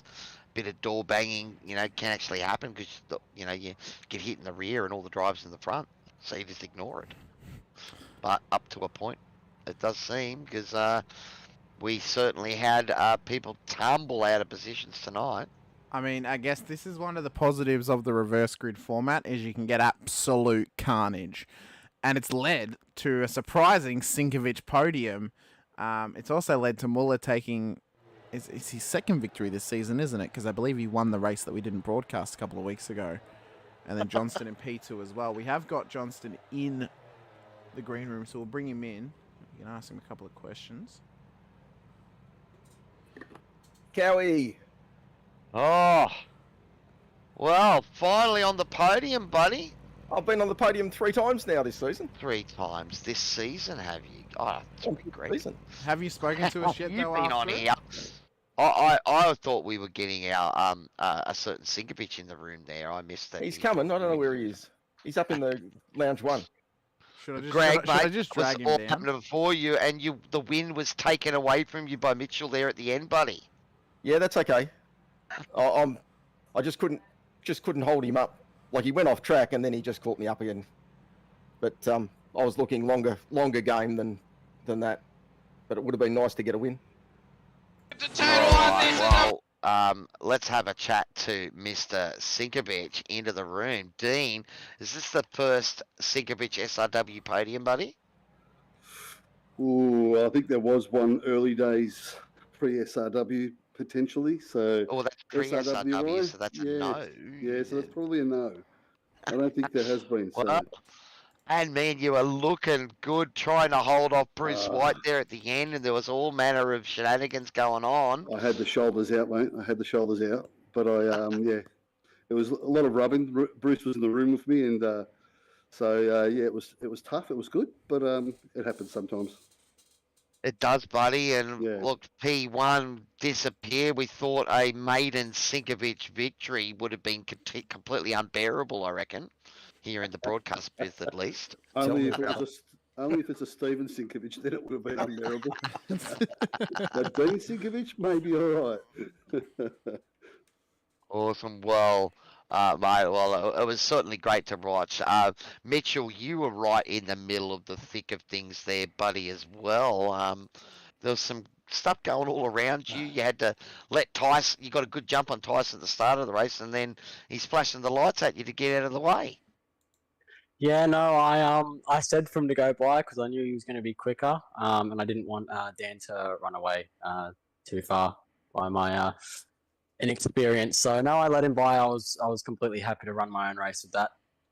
And that early pit stop, buddy, did you have damage, or was it just to get the fuel in early? No, I have and it's the same reason where we didn't have the broadcast that week at Suzuka, but I ran into the back of Tyson on the final lap because my pedals were flickering on the accelerator. Same thing. I put the thing into first gear and it rolled me over my grid box, and I had to serve a penalty. Oh no! So Well, that was that. Well, you got that out of the way nice and early, buddy, to come back for P2. So awesome effort. Oh, sorry, P1, I should say, in this race. So it's an awesome effort. But look, let's go back to Mr. Sinkovich. So is this finally giving you bragging rights over Stephen? I've always had it, mate. Come on. He's the titled Spinovich. I'm just a brother, the unlucky brother. But with the same name. You've taken that nickname on the last couple of weeks, Dean. I mean, have. I know. I don't worry. I had my moments. I'm not Mr. Consistent. That's my problem. I race in probably too many different cars and don't get comfortable. And yeah, so like I'm going to be in the F3 shortly, so racing that as well. But I did the old, save fuel and didn't pit then. That's how I sort of got into P1 today. So I played it smart in that way and let the boys take off and run away. And I thought, I'm going to save some fuel here and hopefully there's a safety car, and it did work. So. Well, it certainly did work for you, buddy. P3 for yeah. Team SRW. Let us know who's giving you all the support out there, buddy. Well, I want to say obviously thank you to Sim Riggs, Warren and Brown. You know what? I can't even remember anyone at the moment. Thanks to all you guys, obviously broadcast-wise, broadcast team, and let's not forget Race Control, who always get forgotten, and everyone in the actual race room. Anyone racing TCRs, get in there. It's a lot of fun. Get on board SRW and join us in any format or series you want. But yeah, thanks, boys. Thanks to the guys around me as well, and unlucky with Brucey as well. I got to say, I think maybe that simulated champagne might be just going to your head a little bit, D. Maybe that's why you're forgetting a couple of things. You know, a couple too many swigs on the podium. Yeah, exactly right, mate. Exactly. Thank you. Alrighty, and Greg Johnson for Team Greg, buddy. You just were sitting in behind him there, waiting for these little moments, buddy, and they keep happening. I had a spin on the first lap or second lap because I got balked a little bit by Callan going through turn 4, and I dropped 17 seconds to Callan, so I was miles back, and I was just hanging out for a safety car, which brought me back into contention, and then. Yeah, I did a bit of fuel saving under the safety car, clutching in pretty badly, and thought, yep, I've got enough to get home and just see where I end up. The guys that I'm racing for in the championship both had drive-throughs and crashes, so for me, it's been a good haul of points. Yeah, it so certainly is, buddy. And you'd like to give anyone a big thanks out there? That I would. I'd like to thank Red Energy for supporting what I do. The Prostate Cancer Foundation of Australia, who also support me in all my racing, and the current livery of the car is the Tourette Syndrome Association of Australia. And thanks to my daughter for saying we should put that on the car, Dad, and to bring it home in P2 with that on the car, I'm pretty stoked. Awesome, buddy. Well done to the Team Greg machine there, bringing home P2. Mitchell Muller. You joined the team, buddy, and a victory. Mitchell, don't thank Cowie. Sorry? He's saying don't thank you. Don't thank me. Okay. Just because Cowie's name's on the back of the car? That's my music business. I'm an official sponsor of Performance Sim Racing, my friend. So there you go. So I'm here in my commentating capacity. Normally don't get interrupted by drivers, I must say, but... That's all good. So, Mitchell, mate, how'd you find it out there tonight? Because that looked like a pretty tricky layout, cutting through the middle there. I know it would have been foreign to you guys before tonight, but how was it through that middle section? Not foreign to me at all. Since Suzuka, I thought that we were going to be at VIR, and 2 weeks later, we're actually there. So I've misread the calendar very much so, and done a lot of practice laps that were not needed for a while, but I'm lucky they came in hand in the end. Well, like the other two boys, you managed to fuel save and get home without any fuel if that was your drive-through on lap 2. So, seemed to be the masterful strategy from all three of you guys tonight. Didn't take any fuel. No, I didn't take any fuel in the penalty. I was planning to, but it wouldn't let me fuel. So I sat there for an extra 3 seconds and went, okay, I'm wasting time here. Tyson's accident was actually the reason I fuel saved, so shout out to him. Obviously, I'm unfortunate for the win. I feel kind of bad for it because every time I've won, he seemed to have an accident of some sort. But no, it was it just went in my way of luck, I think, tonight. It's all right. It's only Tyson. Yeah, I think you were involved in the incident with Bruce and Callan, if I'm not mistaken, because we saw you get turned by Bruce and then you ended up backing into Callan. Did the car feel alright after that hit, or were you actually struggling a little bit for rear end grip or anything like that? Yeah, I was watching that battle between Bruce and I'm not sure who Dean. And they were just getting way too close, a bit too touchy. So I actually hung back, didn't try and make any moves straight away. And then, as mistakes were made, I eventually pushed my way through. But yeah, had that accident, thought I was done. I don't know how I've seemed to bounce off one car and back onto the racetrack. So the car didn't feel any different, actually. So yeah, just another a lucky thing in that final 10 minutes of that race. Very good, mate. Well, buddy, you've done it once again and brought home the W for Performance Sim Racing. Let us know who's giving you all the support out there. Yeah, it's my first time doing anything like this, so I'll give it a go. Thank you to TOYOSIM, Too Easy Finance, West End Mazda, and West End Motor Group. Cowie, your Music Foundation as well, and Track Racer and Parramatta Isuzu Ute is who I'm thanking tonight. Well done, buddy. Well, there we have it. That is our podium for the feature race of our TCRs here tonight.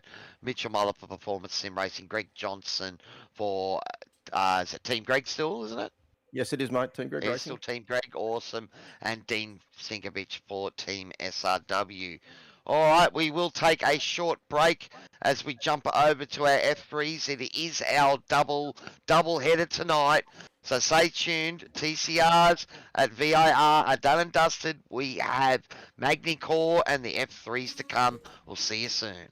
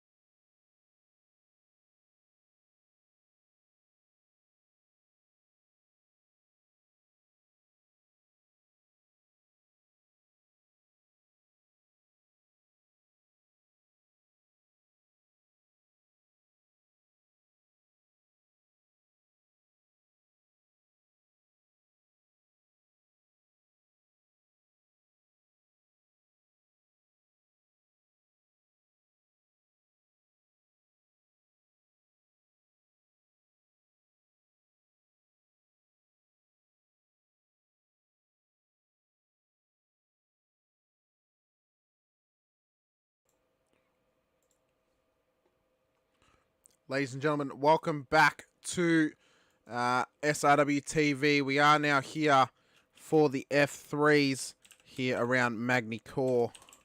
I'm, of course, your commentator, Hamish Munro, and producer. Alongside me is Cowie, your average sim racer.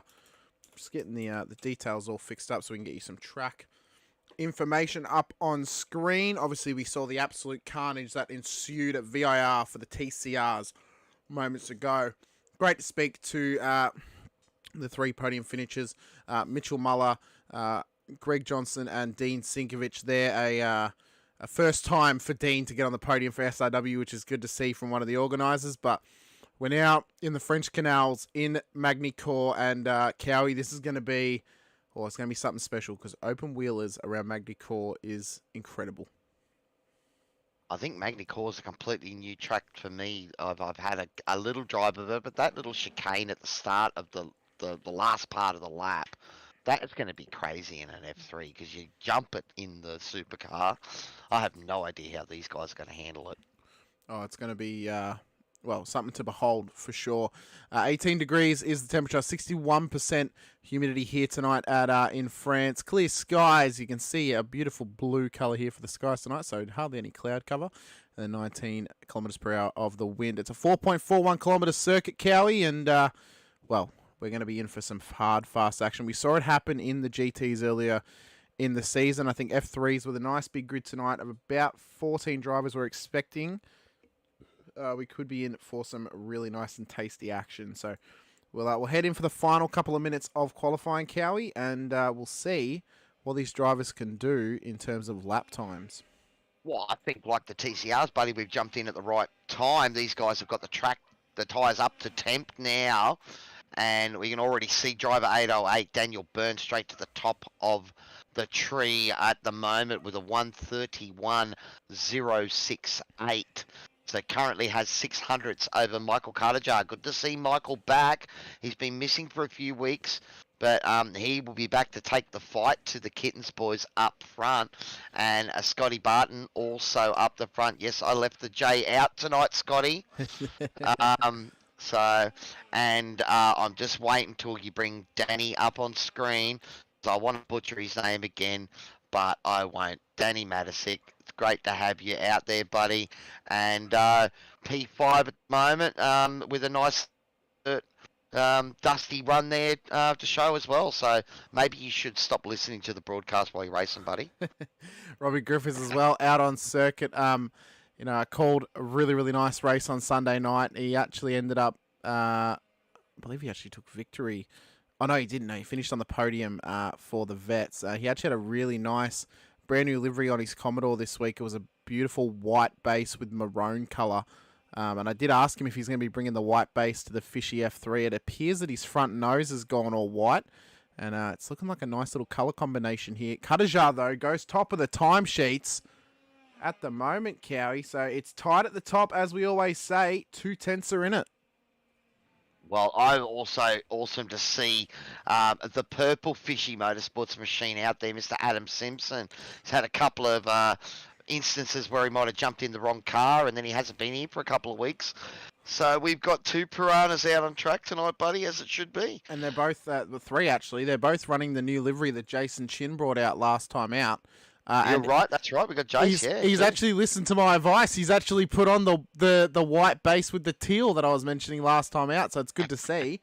He's also got the piranha on the intake there. You can see it just on the rear of car a little bit on the side where they don't have that big sort of. I don't even know what that is. That big thing that hangs off the side. Is that another air intake as well? Oh, I think that is, isn't it? I think it is. I'm unsure. Well, Mr. Bradley Hudson at the moment currently running P6. Bradley did drop us both a message earlier today, if you caught that, buddy. Gave us some good information for tonight's thing. So the fuel tank has got about 12 laps of fuel in it. So that first race is 13 to 14 lap could go. So these guys may have to save fuel or splash for the first race. And, race number 2 is probably looking like it's going to be a 2-stopper there as well. But again, safety cars will bring all of that into the equation. other thing he's mentioned is there's some drop rounds available to Griffiths, Barton, Hudson, Falzon, Dean Sinkovich, Stephen Sinkovich, and Danny Matisic as well. So, but he believes that probably benefits the Kittens boys. They've already used their drop rounds. Well, if they've got a nice big advantage, that's true, but you guys maybe get a chance to close the distance. As far as the Mirror Series goes, because remember, we do have that F3 season within a season where we follow the F1 tracks. Magny Cours, I don't know if it really is the closest we've got to Monaco, or the Monaco Grand Prix that's on this week. But I suppose it's tight and windy, so, you know, probably as close as iRacing's got, I think. I would argue probably would have been a better choice to have like well, if we had Long Beach or if we even had Belle Isle this week. Yeah, Belle Isle. I think Belle Isle's a good call. I like that. But maybe they were, you know, looking for somewhere where there's nice sunshine. But we are here at Magny Cours, and as you said, it's going to be an interesting track for these F3s. A little bit of trivia about this place. It was actually, was it in 2006 was when Schumacher became the first driver to win 8 times at the same track, you know, in the same series, of course. And I think you were, telling us it was only Hamilton that sort of matched that feat with Silverstone. He's matched it and also gone above and beyond, because Silverstone and Hungary, he's won 8 races. At Montreal, he's won 7, so he only needs one more win there, and he'll have 3 tracks that he's won 8 times at. But no one's won 9. No one's won 9 times. No. But his pace has actually dropped off a little bit over the last couple of years, so I think that might also actually come down to the car as well. Personally, for me, I think he only won so many titles because that Merc was ultra dominant. I think as a driver, Schumacher was actually better in terms of ability, even though that Ferrari was really dominant. But the Merc was it was like another level for the majority of those 7 years. One of those things, man. Again, I put it down to, like, people say, oh, it's the car, it's not the driver. But the thing is, you know, you've got to realise that it's these guys that are driving it that get the car to that level as well. Yeah. So, you know, you need a good driver to get the most out of a good car. In saying that, we though, see it when it happens. Yeah, in saying that, though, I don't think he would have actually won that many championships if he was in the Ferrari, for example, unfortunately, or even if he was in maybe maybe even the Red Bull, because the Red Bull wasn't actually that crash hot. For a couple of those years, especially in like 2014 to about 2016, it was kind of the lower of the echelon for the top 6 drivers. But you know, I think it did come down to the fact he was in that Merc, and that Merc was so dominant. But yeah, I mean, you can't really change it now. It's history at this stage. Well, you know, I was going to say that, you know, as far as it goes, he's only equalled Schumacher. Yeah. And so it's another one where he's only equalled him the number of wins at any one circuit. And I suppose, you know, as far as Hamilton goes, he would have loved to have picked up that 9th championship, or was it 8th championship, 2 years ago with all the contention, just to get that monkey off his back, maybe. Although, in saying that, the controversy now is that Massa is trying to get the championship taken off him. So, and if he does, that means all of Hamilton's wins for that season will actually not count towards his total either. So he'd lose a championship and he'd lose, I think it's like maybe 9 wins or something like that. I think he took in his first season or his second season. So it's going to be interesting to see what the outcome is. Games behind the scenes, and we don't quite have that drama here at SRW, but we do have a flying Michael Cuttajar back with us. Has been away for a few weeks, and it's great to see him up there. And at the moment, he's got a couple of tenths on Daniel Byrne and Scott Barton, who's put that Area 51 Sim Sports machine up into P3 at the moment. Robbie Gribbis about 4 tenths further back, but we are inside the last minute now, so unless you got guys out there halfway around their lap already, being a double sprint round night again, this will end when we hit 15 minutes, so Michael won't get to finish this lap. Is there anyone else out there with some green sectors? It's all looking orange at the moment. These boys have spent themselves, and looks like they've already put down their fastest laps. Yeah, it appears that no improvements will be made unless people can really just ultimately improve the final sector it doesn't appear that it's going to happen in this session. So it looks like Katajar will actually take the pole here in this qualifying session. I got to say, actually, those new fishy liveries, I actually quite like them. They look quite nice on the F3. They do look good. Those are a piranha in all of them now? I believe so. We did say, oh, there's a piranha there. Okay, looks like they've finally got the piranha on all the cars. We know that, Jason had it on his as the only one, and now it looks like Adam Simpson is back. Colin Hodgkinson with some green sectors there, so he might have put a time up. He's got a time on the board. Also, him and Dean and Stephen coming over from the TCR race. So, these boys, they might be starved for a bit of laps, and we've seen what happens with Spinoviches, and they don't get a lot of practice, don't we? It is true. So we will bring up the starting grid now for the TOYOSIM F3s. Michael Katajar will start tonight's first sprint race in P1, just ahead of Daniel Byrne, driver 808. Scott Barton will start at a P3, just ahead of Fishy Motorsports' Robbie Griffiths, with Adam Simpson, his teammate, starting at a P5, with Brad Hudson just beside him in P6. Fourth row of the grid, Jason Chin there sits in P7 for Fishy, just beside Danny Matisic for Kittens Racing. Michael Falzone will start tonight's race at a P9, just ahead of Callan Hodgkinson for CXR in P10. P11 going to Daniel Schultz, just ahead of Nathan Verney in P12. Adam Hughes, CXR driver, finally joins in the right car, but will start tonight's race in P. Oh no, that's the safety car driver. Sorry. His safety car. Yeah. Him and Greg Yeah, safety car. Dean and Stephen on the back row. They were. Looks like they only just made it in and didn't get to put a time down. That's right. Yeah. So that's why they're at the back. But look, it's going to be a great night, mate. This is a tight little track, lots of little undulations and switchbacks, lots of big runoff areas, and look at those curbs of doom out there on the edges as well. We've seen what these cars can do. Once you get a little bit of damage, diffuser damage or front nose damage, that undercarriage, you lose a lot of power. And I've only got one safety car left in the bank, buddy. And I've only got two. You've only got two. Yeah. I was going to say, though, do we want to do a +1, -1 since the TCRs were a little bit, carnage? I think that was the call we had to make, and we're stuck with it, buddy. You can't go, uncracking those eggs once they've already hatched, or been made for the omelette. So, looks like we are stuck with it, as are the drivers here. About to start our first of our double headers here for the F3s at Magny Cours. This is round 7 SRW, thanks to TOYOSIM and their off-run racing. Looks like a good start there from driver 808 up the inside. Michael Katajar trying to hold it around the outside. Jinking, but looks like Daniel Byrne has got through.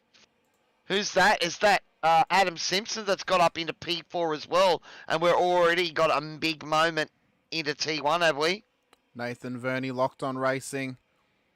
Oh, yeah. He's just lost the rear all by himself early on.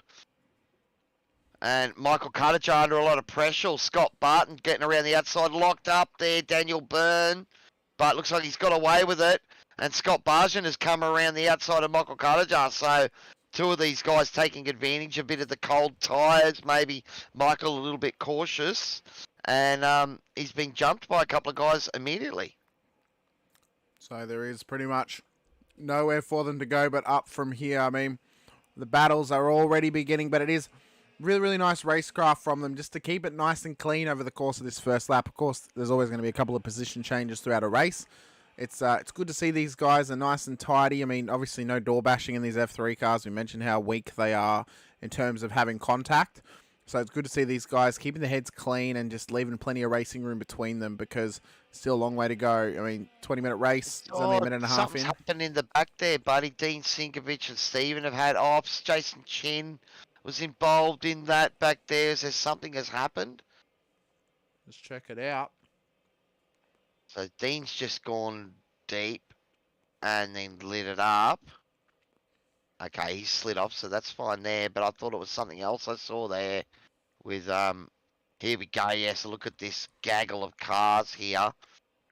This was a couple of corners back. This was... Was there contact there? No, he ran No, deep. Jason's just run a bit deep, so that's what happened to Jason. And here's Stephen. He went off circuit, so let's just have a look what he's done. He's just run wide into the seam. He's run wide as well. 'Cause, yeah, I just saw a bit of a jostling there because we did have all, things shuffled quite around. Stephen was up 6 positions at one stage. Jason's gone down 3 as it stands. Looks like while we were looking at replays, Michael Cullajar's got back around Scott Bargen. Can we see that move at all, please, Mr. Director? Let's bring it up. Here we go. So he's just got a great run up the inside. And positioned the car perfectly, yep. Down And through Scott couldn't Adelaide. do much about that. He's Yep, done no, well. well done. Yep, good move. Well, look, raced against Michael when we were back in the SR8 days, and he loved those cars and was super quick in them, and he was one of the quick guys that made the transition over to the F3s, and I was on the pace from word go, so it's great to have him back out there racing and taking it to the Kittens boys up front. See, we're missing the Downforce Racing boys, and who's that? Is that Danny, who's cooked it a little bit? Looks like he's safely rejoined there, and it's cost him a bit of pride and a bit of time, down 2 spots from his starting position. Still a long way to go though, Cowie. So even that off track, I mean, anything can happen around here. It's going to be up to them though. Just keep it clean. We've already seen these top 3 guys swap and change positions a little bit.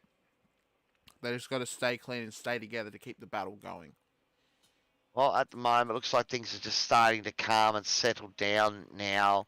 Daniel Byrne with almost a second gap to Michael Carter, though that gap is fluctuating. He's keeping it just under a second gap at the moment.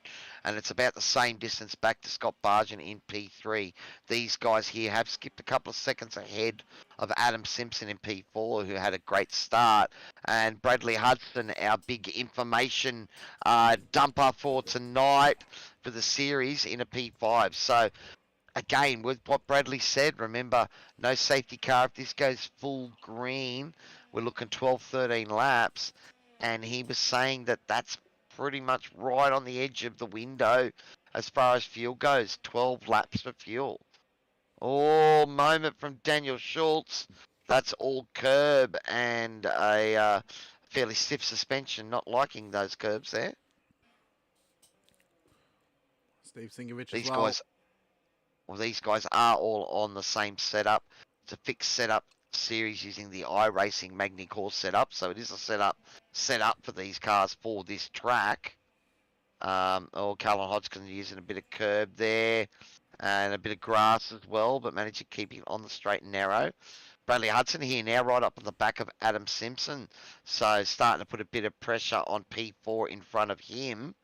And, Brad's been having a good run. He does have a drop round available to him, he says. And he reckons that, the Kittens at the moment, we probably need to do something about that litter box because they're filling it at the moment in both of the seasons. The series, I should say. Yeah, maybe he needs to just have get a piece of rope off the back of his car with like a bell and a feather of it, and they can chase it around the circuit instead. A little ball of wool. Yeah. Well, the way it goes, these boys do see the racing out here on a Wednesday night as their ball of wool. At one stage, I think we had 7 Kittens racing in the series. And the JWM boys, there was 3 or 4 of them. There was... I think there was 5 or 6 Alpha Venturi guys as well. So, there's some good support from these boys out here. I know we're a little bit light on numbers for this season, but there's a few teams that are just unable to commit this season.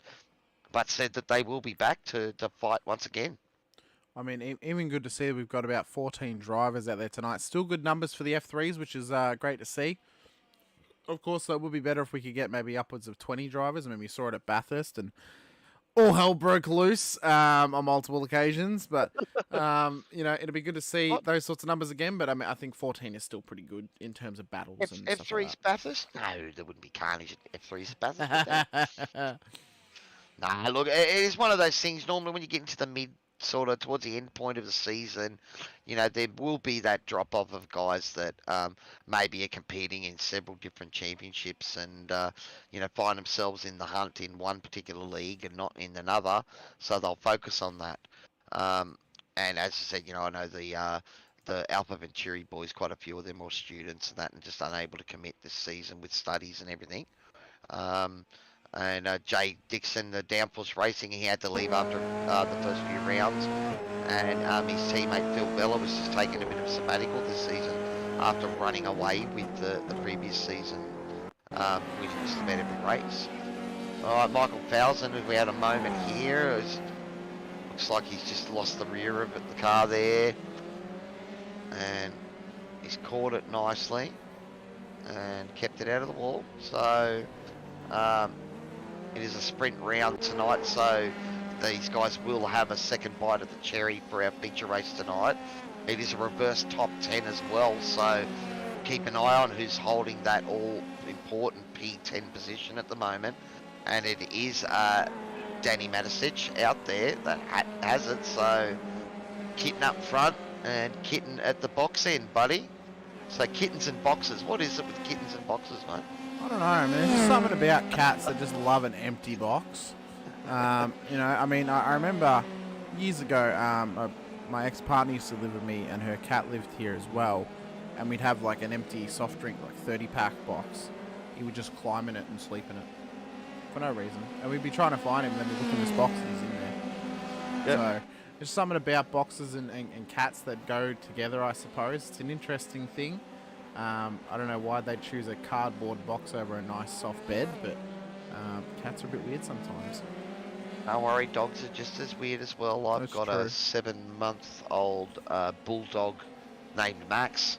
Absolutely love him, but the amount of times I see I've got a nice big bed for him, and he will have his butt in the bed and the rest of his body out of it. You know? Yeah, I know. All I right. mean, they're a bit Scott has got around Michael Carter. I saw it in the background there. What happened there? Did Michael go wide? So it was on lap 2. Oh, sorry, no, that's when Michael got past him. Sorry, we'll go back to when he actually got past him. Lap 4, it happened for P2.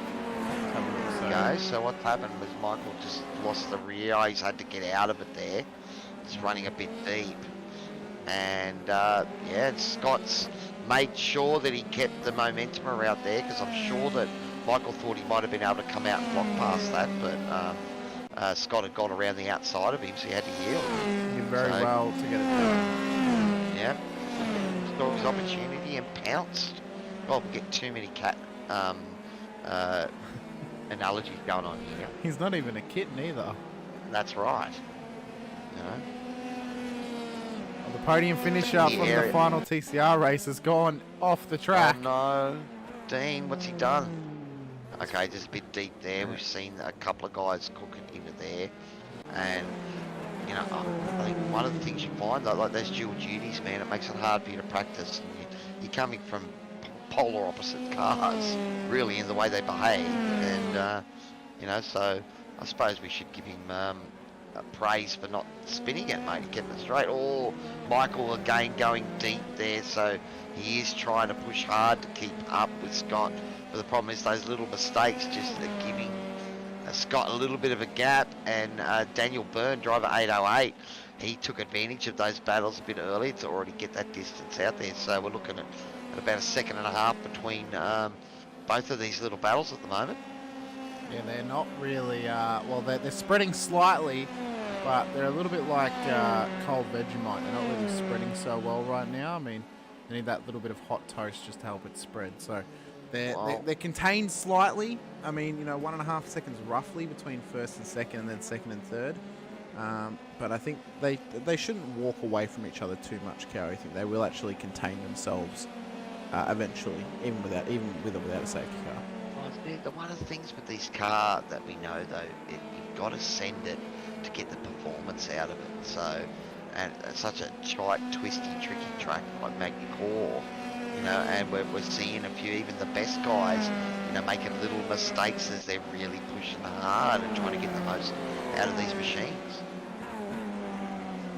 And I mean, it always takes a full send pretty much within the realm to get the most grip out of these cars, and that's what these drivers are contesting with constantly. And when you get a low grip circuit, it just makes it even harder. And I mean, Magny Cours can be pretty low grip when it gets super hot, but I don't think they're going to be contesting with that too much today, but it's still going to be tough conditions. Well, at the moment, looking at the Drivers' Championship here for the Long Road Series, Robbie Griffiths has got a 2-point lead over Scott Barton.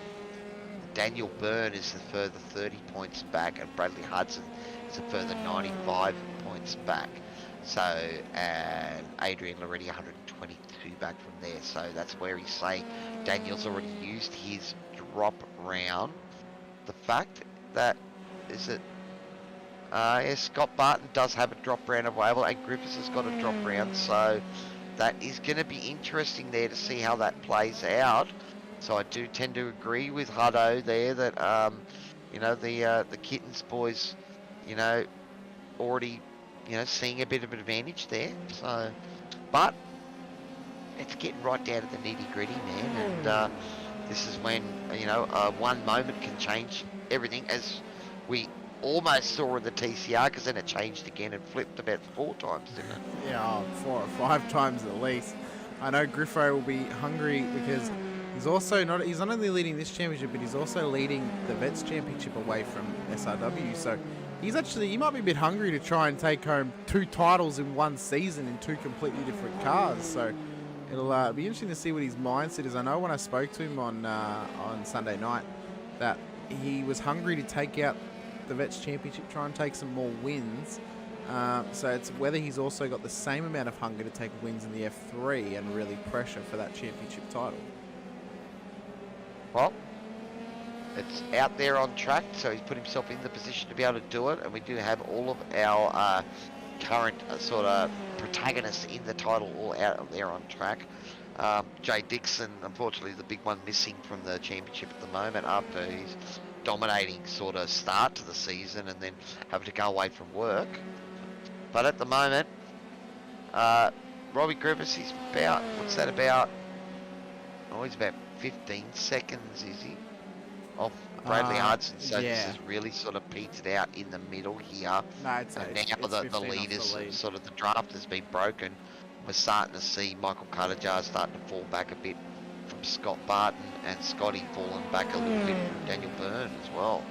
So things have just normalised, and we've got about 5 minutes of this heat race to go. Remember, guys, this is only race number 1 for our F3s, race number 3 for our Wednesday night double header. So we still have our feature race to go after this. Reverse top 10, that's where we grab the fast guys at the front and stick them at the back and see if they can survive the carnage. So Robbie Griffiths is currently 16 seconds behind Daniel Byrne in P1, and then he's about 6 seconds off the back of Brad Hudson in P5. So that's what the distances are at the moment. So the Bradley gap. Hudson right on the back of Adam Simpson, so that's a close battle there. If we want to have a quick look at that, there's only a 10. Is that only a 10th separating these two here? Bradley Hudson looking to go up the inside. Oh, he's run wide. He's going to try the switchback, I think. Good respect from these guys, and they're driving hard. And, you know, there's only about 4 minutes to go, mate. So maybe 2 or 3 more laps for Bradley to try and get this done. You can see Adam there covering the inside line. He's done well to defend at Adelaide. There we go. So at the moment, you know, this is for P4 at the moment. So not even the podium, but every spot counts. And if you've got a car behind him, behind you, your job is to keep him back there. And that's what Adam's trying to do. So just trying to push as hard as they can. We're Of going course, to see. if you're out there in YouTube and Facebook land, do let us know, guys. If you're loving the racing, we want to hear from you. We need to get some chats going. Just see what if you're watching the TCRs and you stayed with us for the F3s, let us know what your thoughts were on the end of that TCR race, because it was absolute carnage. And if you're watching now and you didn't see the TCRs, once the F3s are finished, be sure to you know, rewind back and watch both the TCR races because they had monumental championship consequences in terms of how they finished. Did note that, Adrian. Yeah, we've been talking about the Kittens, boys, and I didn't notice that you weren't out there tonight, buddy. So you're in the chat with the Let's Go Kittens.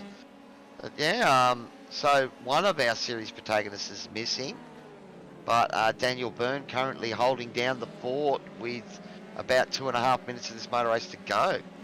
Yeah, that I didn't even notice that Adrian was missing. So Katajar had to come into the pits on lap 11. So it's going to be interesting to see if these guys have to come in as well. This is an undercut-worthy track. You can get it done if you have enough pace. Well, we did say that fuel might be an issue for some of these boys. So is this going to be a last lap? Or have they managed to save enough to get home? Let's keep an eye. Well, I'd say Still they're got at least 2 going to minutes get one go. more. They've at least got one more lap after this one. Yep, and if Katajar's coming in leaders. Oh, it's going to be I'm tough. just wondering if Daniel's got a pit now and pit on the penultimate lap. Let's keep. He does. There it is. Yeah, so And so these does guys Scott. are a lap short. Has anyone managed the monumental fuel save to find an extra lap? No, these boys haven't, so they're coming in. Robbie Griffiths. Let's have a look. Stays out. He's going to go for it. All right, so has Robbie hung on off to enough fuel to get this done? Well, here we go. Is that driver 808 coming out of the pits now? And Robbie Griffiths has got past him, but does he have enough fuel in this car to push hard? It doesn't look like it. Look at this. He's looking after the fuel numbers there. We'll keep an eye on this because immediately Daniel Byrne is right on top of him.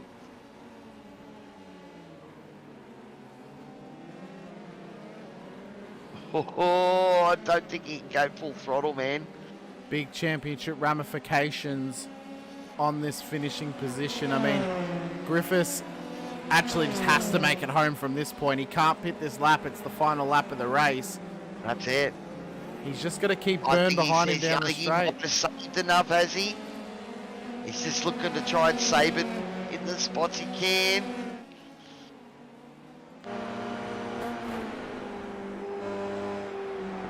This is the battle for the lead of this race and the victory. Byrne in behind Griffiths. Oh, a bit of a slide there from Griffo. He's got to be able to keep Byrne behind him down this straight. That's a good sign if he's sliding out though. Like that means he's getting on the power. It means he's got enough. Oh, he's gone deep. Comes through the chicane. And he will do enough to take victory in race number 1. Look at that. Big ups to him. He's done it. No stops required. The fuel strategy works. There you go. Now maybe he's sitting in behind all those cars. We barely spoke about him. He had a fairly ordinary start to that race. So he was saving maybe from the word go. Simpson comes home in P5 as well, so that's a pretty good finish from him.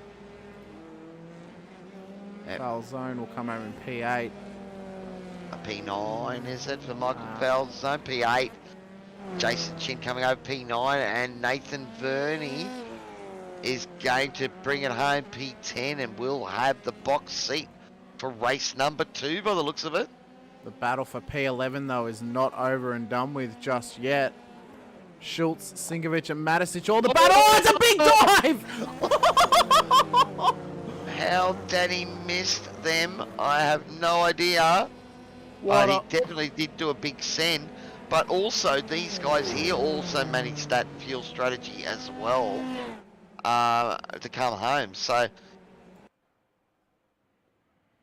what a wild ride that would have been. Oh. Well, you're sort of supposed to leap the chicane after that one, not that one. Yeah. So here are the results for the first heat race here tonight. Robbie Griffiths takes victory for Fishy Motorsports, just ahead of Daniel Byrne for Kittens Racing. Scott Barton will finish out in P3 for W Area 51 Sim Sports. Michael Cuttajar will finish out of P4 ahead of Fishy Motorsports. Adam Simpson making up the top 5.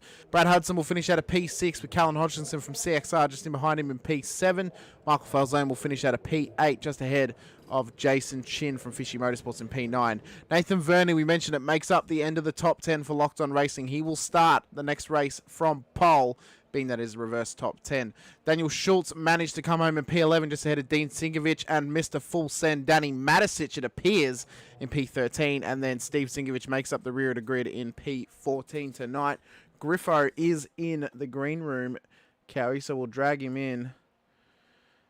Griffo, it is just becoming an absolute it's just an occurrence every single week. Every week we're having a chat about you having a podium or having a win. Oh, that was hilarious. So those fuel numbers, Robbie. So was that fuel savers on from word go, was it? About lap 3, I think. Yeah, Okay, I figured after last week we had to do a splash and dash on the last lap. If there was no safety cars, it was definitely on. And this track doesn't usually breed safety cars, especially with this sort of gap between people. So I thought definitely that was the way to go. One lap. Yep, did it. Pretty lucky. Apologies to Daniel. He deserves it. I don't know. You get that in the big jobs, don't you? Well, you had to earn it there at the end, buddy, because he had a couple of goes at you on that last lap. Did you just save enough at the start of that lap just to make sure you had it up to the end, or? I was actually keeping in mind that we have to do a full cool down lap too, so I was saving a bit more as well. So I definitely had enough for the race win, but I was a bit. I thought I was spluttering halfway around there before they ejected the session, so I'm glad we ended it quick. It was good. So you're thinking probably a one-stopper for this one as well, mate? Oh, I don't reckon I'll do the same on this one. Yeah, it takes a long time to save one lap's worth of fuel in this because it burns it so slowly. Oh well, mate. I mean, Anyway. it was a really, really good effort from you anyway to come from, I think you're about P6 up into P1 there. I mean, I mentioned on the broadcast, you're in the fight for the Vets Championship. You're also in the fight for this championship as well. It's you could be a double champion come season 2 end. I mean, you are really pushing hard here just to stay consistent and stay up on the top step and stay chatting to me every week. Oh, we're trying our best foot forward. Yeah, put it out there and try and race clean. And if it comes off, it comes off. It'll be good. Yeah, I've tried pretty hard in vets and this, so yeah, it's been good.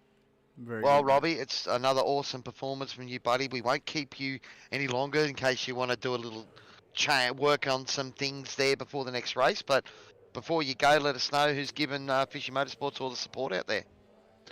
Oh yeah, quick thanks to the boys at Fishy Motorsports, of course, and our sponsors. There's a whole host of them there. The West End Motor Group's the main financial sponsor. Infinity Designs, Adrenaline Images, DC Shades, Relax Marine and Game Fishing, Battery Warehouse at Early Beach. That's about it. I think I got them all. Awesome, buddy. A Well, bit of luck. well I'll talk to you later, mate. Yeah, mate, and hopefully we'll see how you go from the back, right in the middle of the pack. You got to make your way through now, so good luck, and hopefully you can stay clear of the carnage. Yeah. Let's cross our fingers and toes, and see how we go. Awesome, buddy. Well done, and we'll see if we're talking to you in half an hour or so. All right, boys. No worries. Thanks, mate. Catch up. Catch you later. Well, Hamish, that's race number 3 under our belt.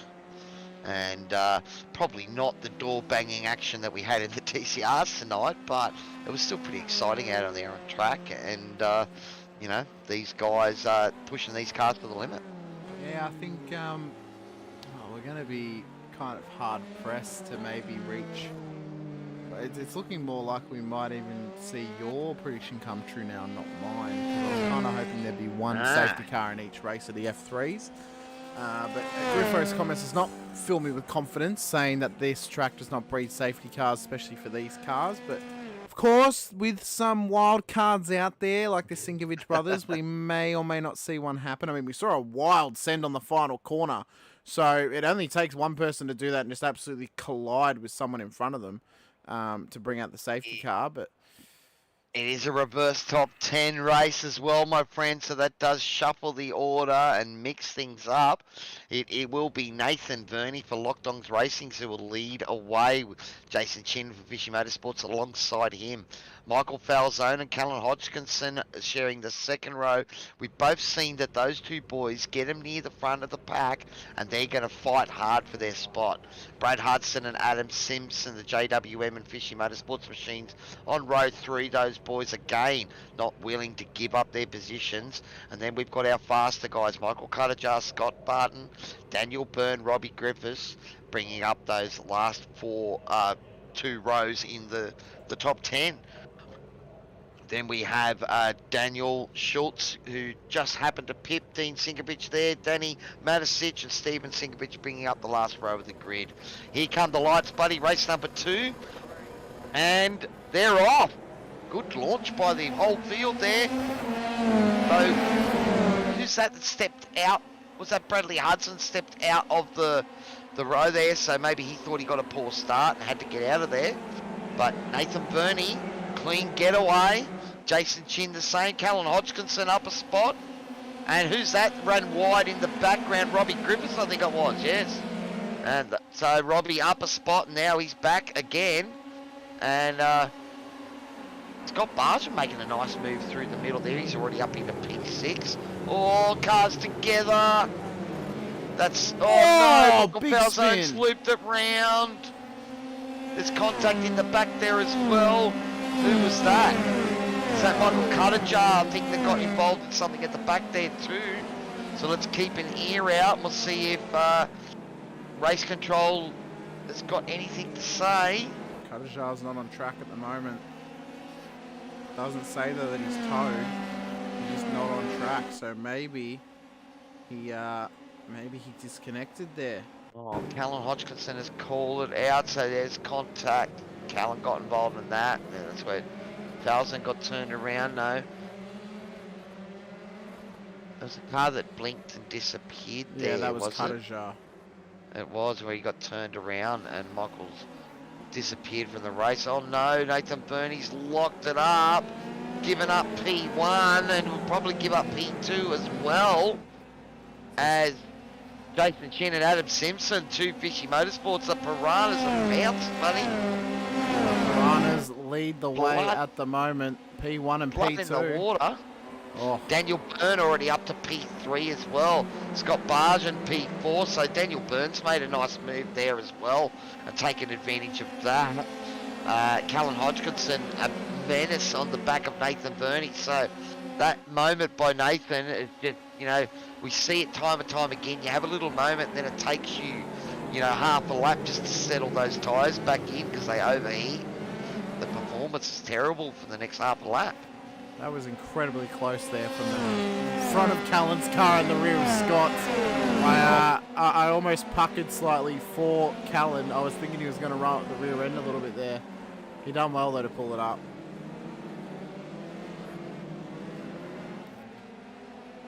Well, at the moment it is Fishy 1-2, but driver 808 Daniel Byrne, he's managed to carve his way through up 6 positions into P3 only on the second lap of this motor race. So already showing his pace and ability to stay clear of the shenanigans. I've just realised what Jason's livery is mimicking right now. We've spoken about Lewis Hamilton.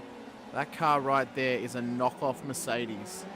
It does have a bit of that look to it, doesn't it? Yeah, Even when the Mercedes were running that same teal colour in one of the couple of the Grand Prix last year too, weren't they? Yeah, it's because of the big teal stripe on the side. Adam It's like Simpson, looks like it might have been a little change of order there from the Fishy boys. Is Jason going to try and hold up Daniel Byrne? Doesn't look like he's going to put the car in that position. Daniel's able to get that done quickly.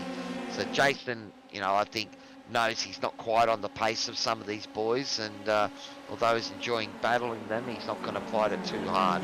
You see Scott Bargent also getting up the inside there of Jason as well. So I think that's fair enough. You know, if you're not on the pace, there's nothing. You don't have to give these guys the place. Your teammate maybe you want to let him through. He's faster than you. But the rest, you don't have to give up that place. But you know, you put yourself in the positions, and you know, force those guys to pass you. Now, you know, that doesn't mean you move around everywhere and make it absolutely possible.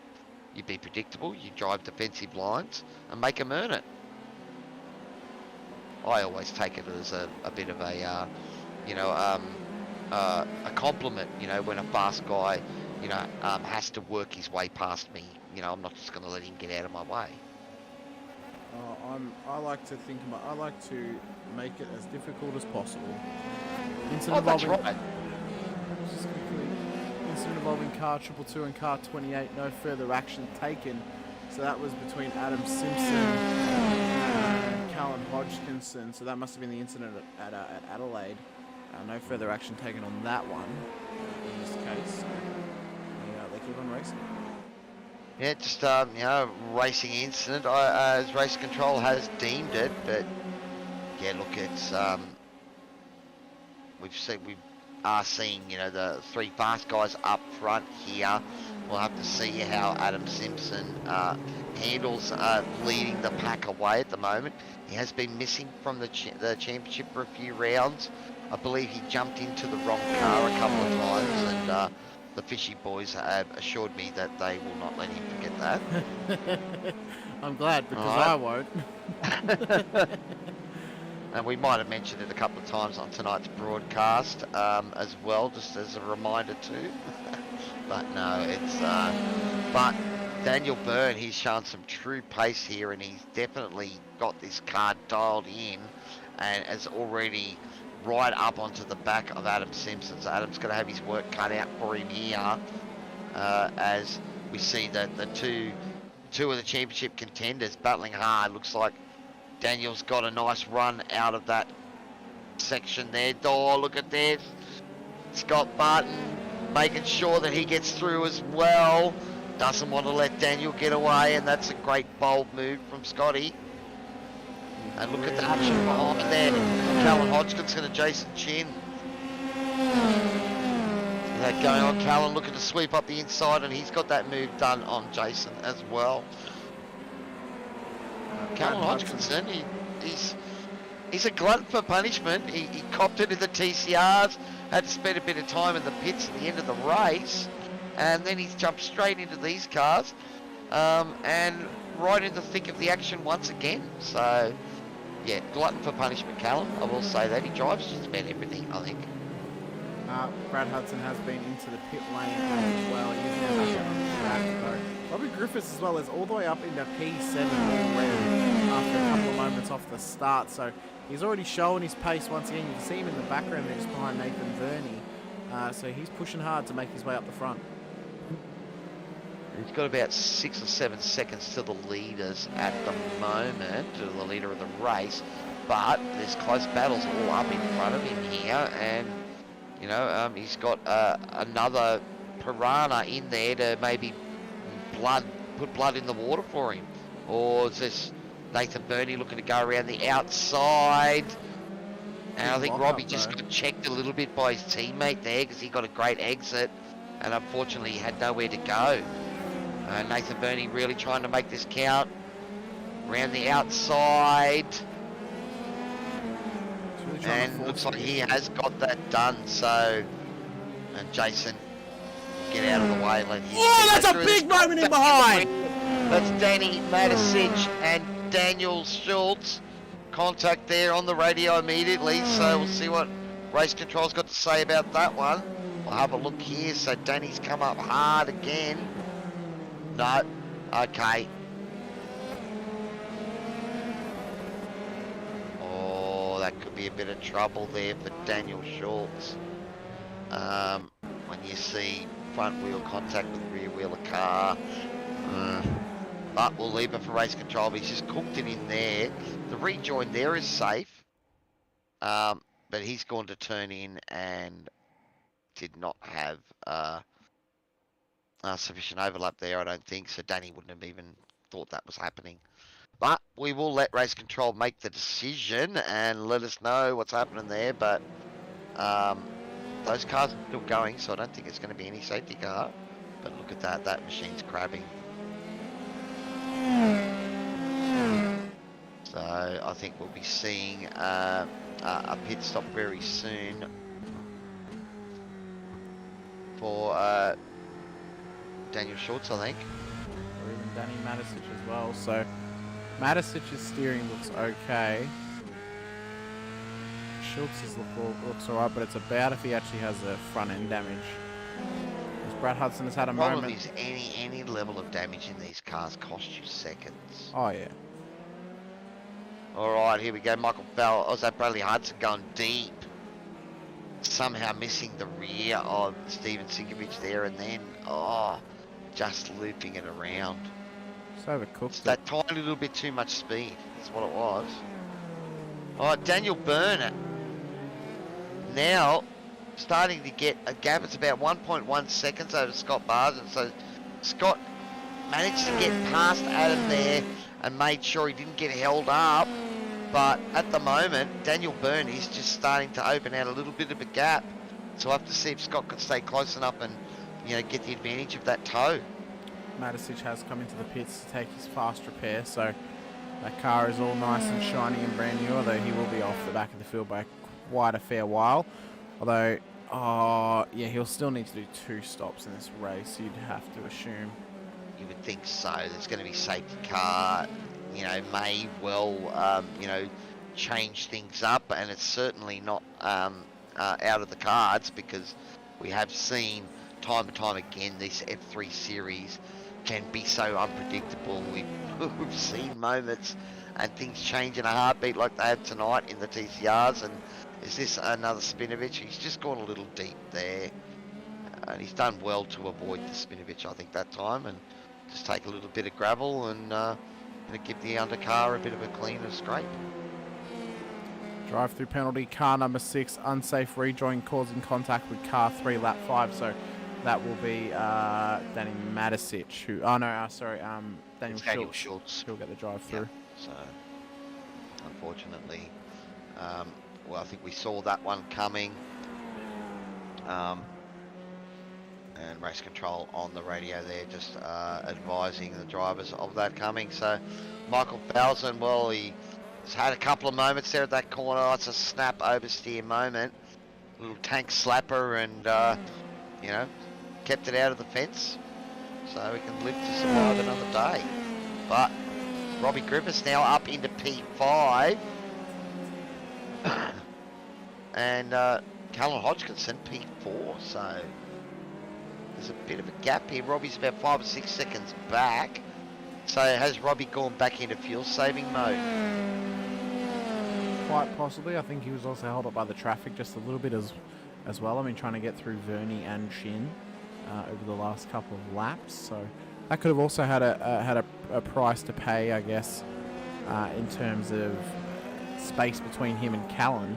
But he has got the pace. I mean, he's already gained a bit of time. It's already down to about 4 and a bit seconds, almost 5 seconds. So probably will have the pace to really bridge the gap, and he might even go for a cheeky undercut on Callan just to close the gap even more when it comes past the actual first pit stop period. Well, it's going to be interesting. He did say he didn't think he would go that strategy this time around.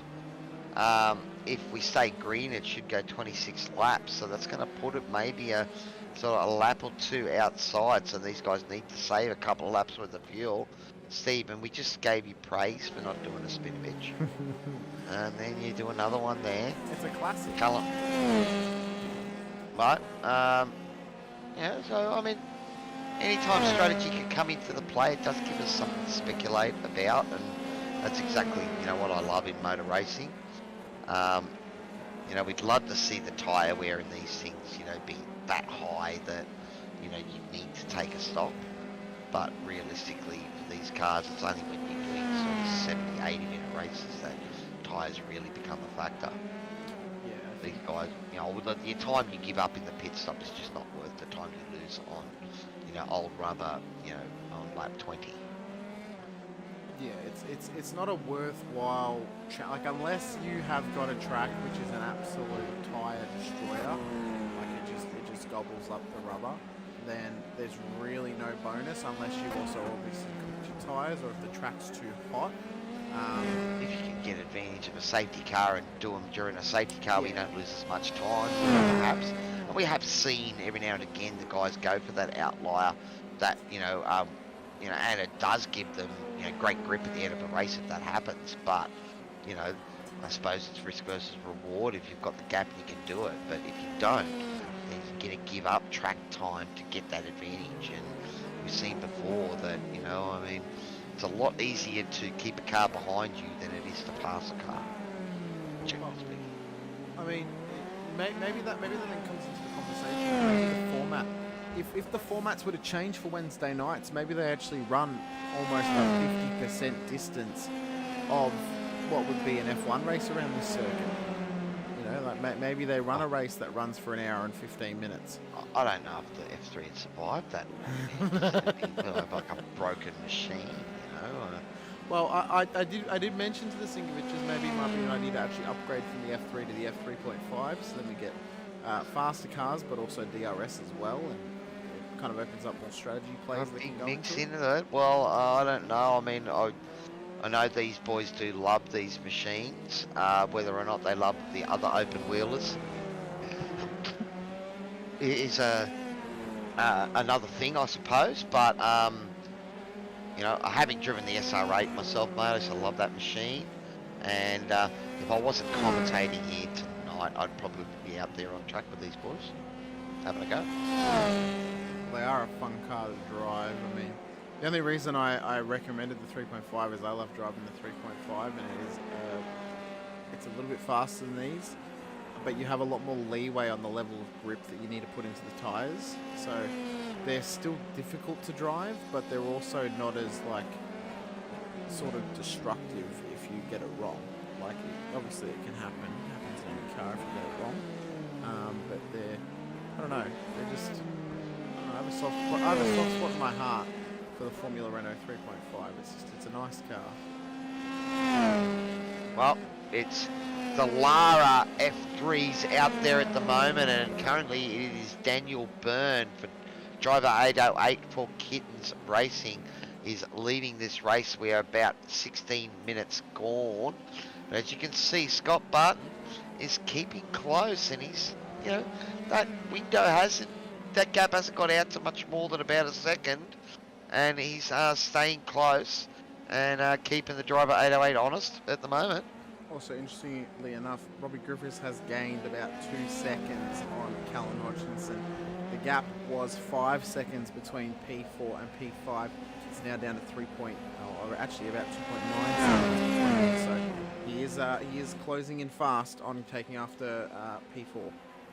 We can see that the outright pace of our two front runners at the moment, both of these guys in the 31s at the moment, and already after passing Adam Simpson, they've got that gap out to about almost 6 seconds. But, as you said, Robbie Griffiths, the other driver that's in the 31s at the moment, so he is driving hard and closing that distance to Callan Hodgkinson in front of him. It's now under 3 seconds. Dean Singovich has had a moment. Let's just double check it. He was in a tight battle with Daniel Schultz. He's just run wide at the final corner. Or second to last corner, I should say. Yep, he's got that going, but that would have given Daniel a chance to close right up on the back of him, and he's done so. So, battle for the minor placings here. P9 and P10 out on track. But this is our closest battle apart from P1 and P2, and we know that hasn't been decided just yet. A little deep there from Dean, but Daniel unable to capitalise. Let's go back up the front now as Byrne and Barton come in. Coming in the pits. They made it 13 laps this time. distancing So those as well. guys were doing a little bit of a save. Unless they had a little bit extra fuel for this race, maybe, to make it a one-stop. Oh, I don't think so. I think these guys have all, you know, there must have been a bit of a save across the entire field, I must think.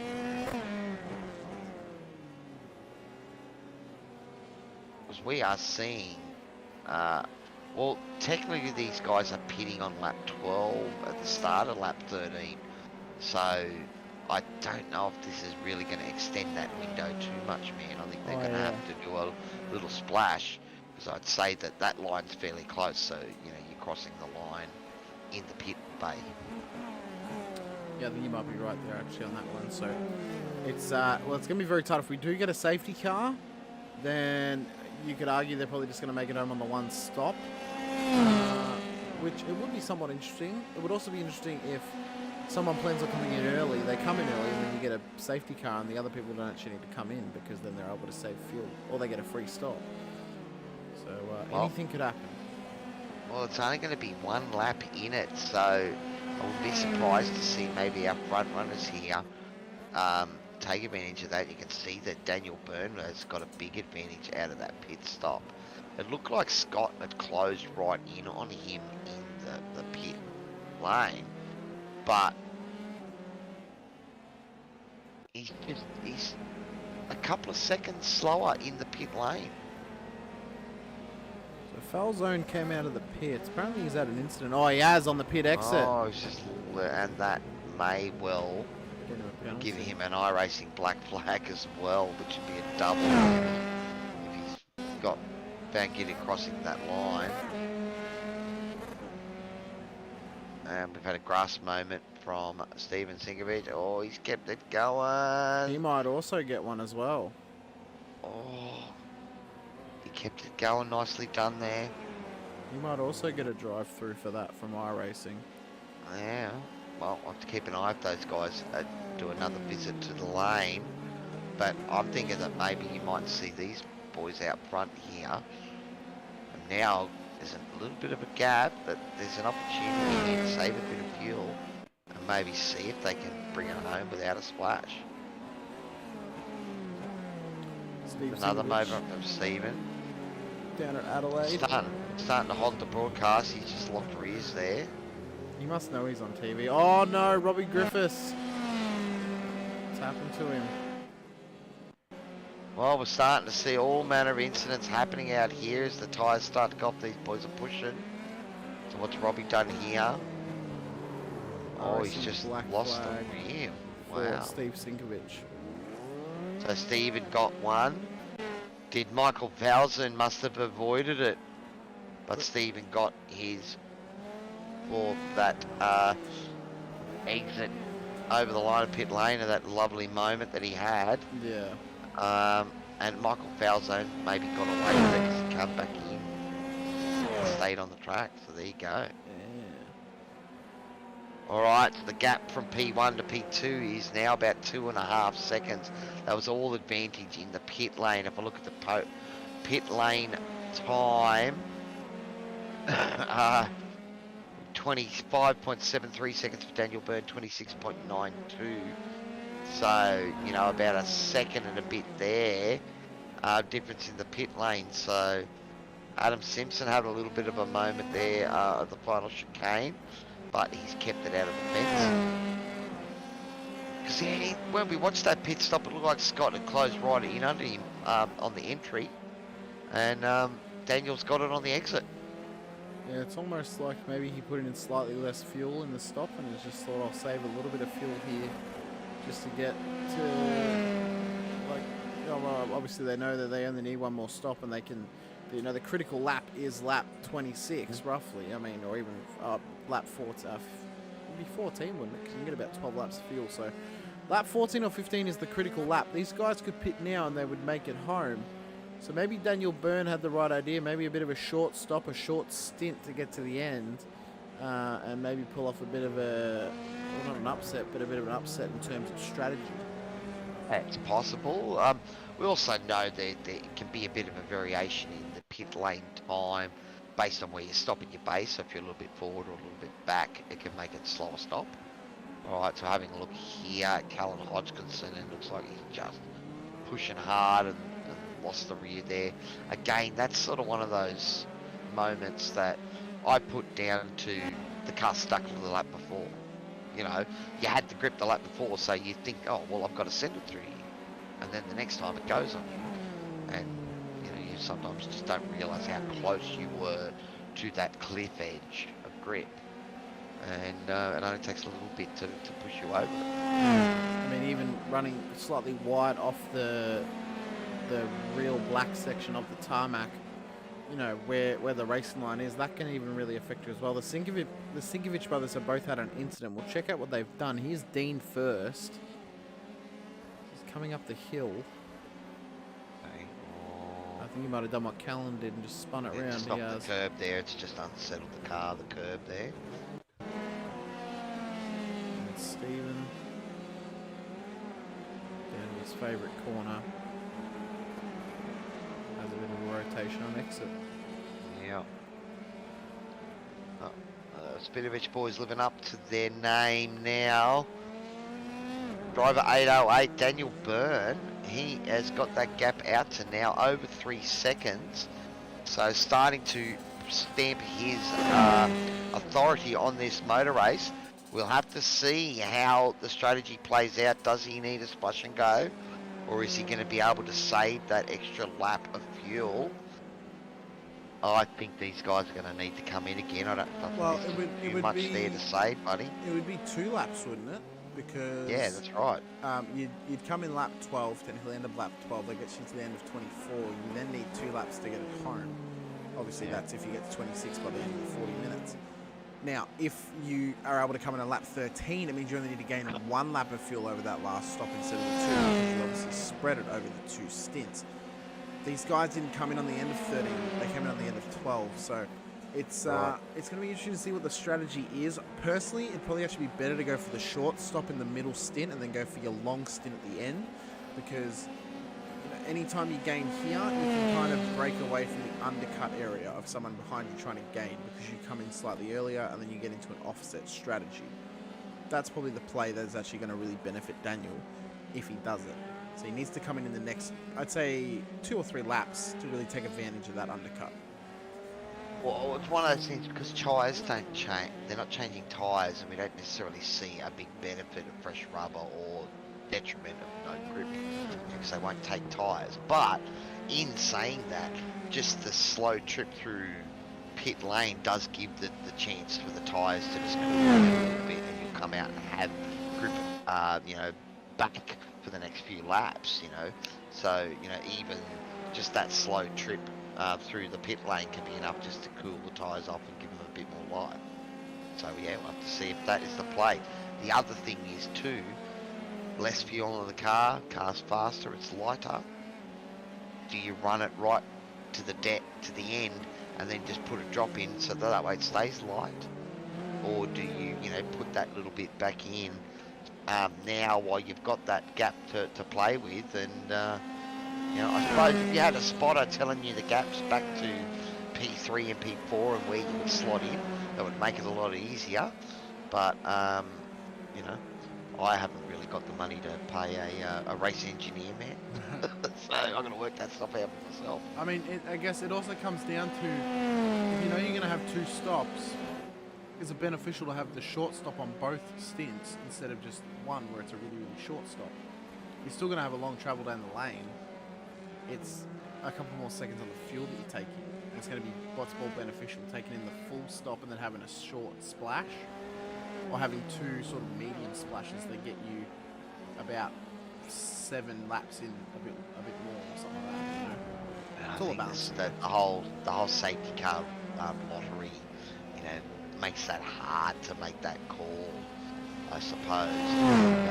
In the end, because you're not taking tyres, you're probably going to run as long as you can, and keep those strategies open, because pitting a little bit earlier to maybe get an undercut or a jump done, is a possibility.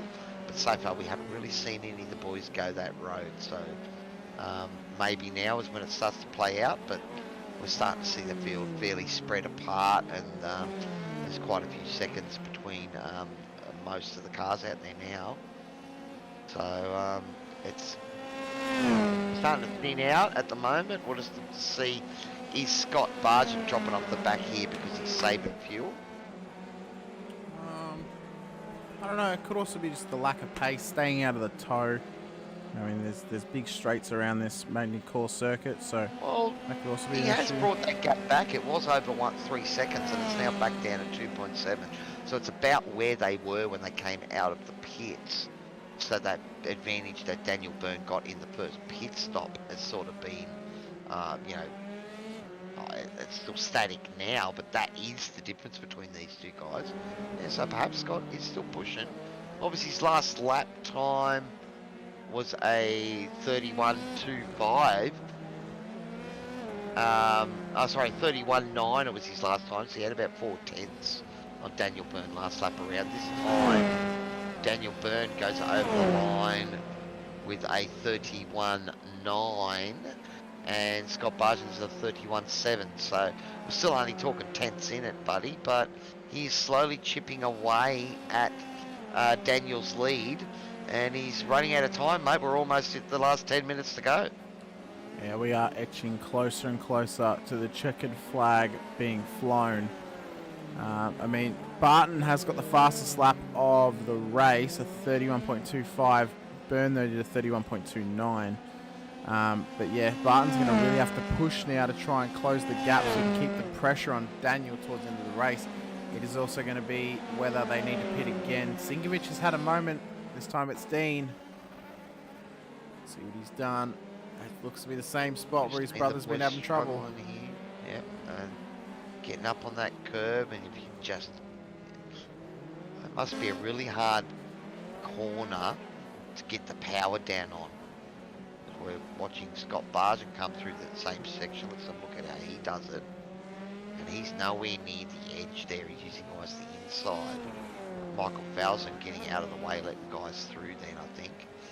For a moment then I thought he'd gone into the barrier, but I think he was just getting out of the leader's way. Wanted nothing to do with spoiling the battle for 1 and 2.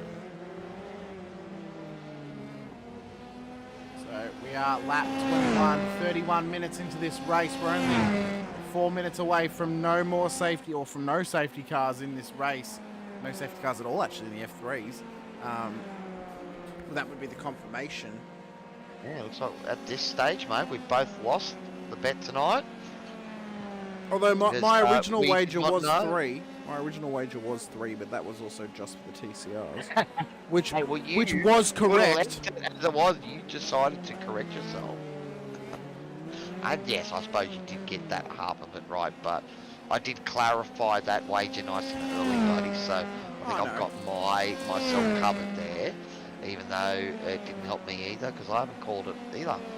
But these boys have put on a great show and have kept it safety car free, so the promo department safety car only getting a visit in the TCRs. That was absolute carnage and action aplenty. The TCRs tonight. The F3s, well, they had action aplenty at the start of that sprint race and the start of this one. But now it looks like everyone's sort of got a handle on their machines, maybe apart from the Spinovics. And they're still going. And we're just seeing that the gaps at the moment, it's 2.2 seconds from Daniel Byrne back to Scott Bargent. And we've got a moment. Here's this Michael Falzon. What's happened here, Michael?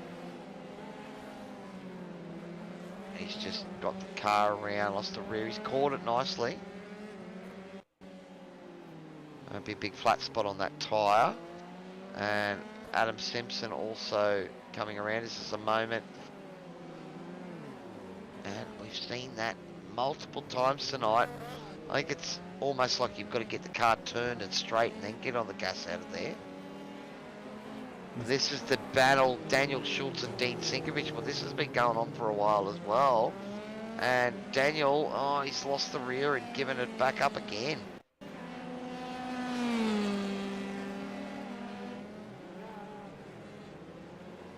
Are we still on replays, are we? Yeah, I'm just jumping back through them all at the moment, trying to get all the... Oh, that was close. Oh, wow, did he held that? I think he did. We'll double check it. Martin did hold that. That would have been a frightful moment. No, Do you want to go back and have a look on board? It was Jason Go back and have a Shin. Let's have a look here. Roll bar. Oh, it was Jason Chin, it was, wasn't it? Oh, he might need some fresh undies after that one. Well, Jason, if you ever want to show a little clip of your driving credentials, buddy, that's probably one to save. Good work there. Light flashing in front of your eyes there, and somehow you avoided it, mate. Well done. All right, lap 23, Cowie, and well, it's looking like the burn show once again. But Barton has got that gap down to 2 seconds, buddy, but is there enough laps left in it? He's going to have to push hard. He needs to be able to really outlap Burn by a second a lap. And are these guys going to pit this lap, buddy? Yeah, that is also the This question. is where we thought it's going to happen. Either this lap or next. Or 2-lap splash, unless they have been able to save enough fuel. Maybe they risk it for the biscuit and try and go all the way. But this is going to be a real push if these guys don't pit in the next couple of laps.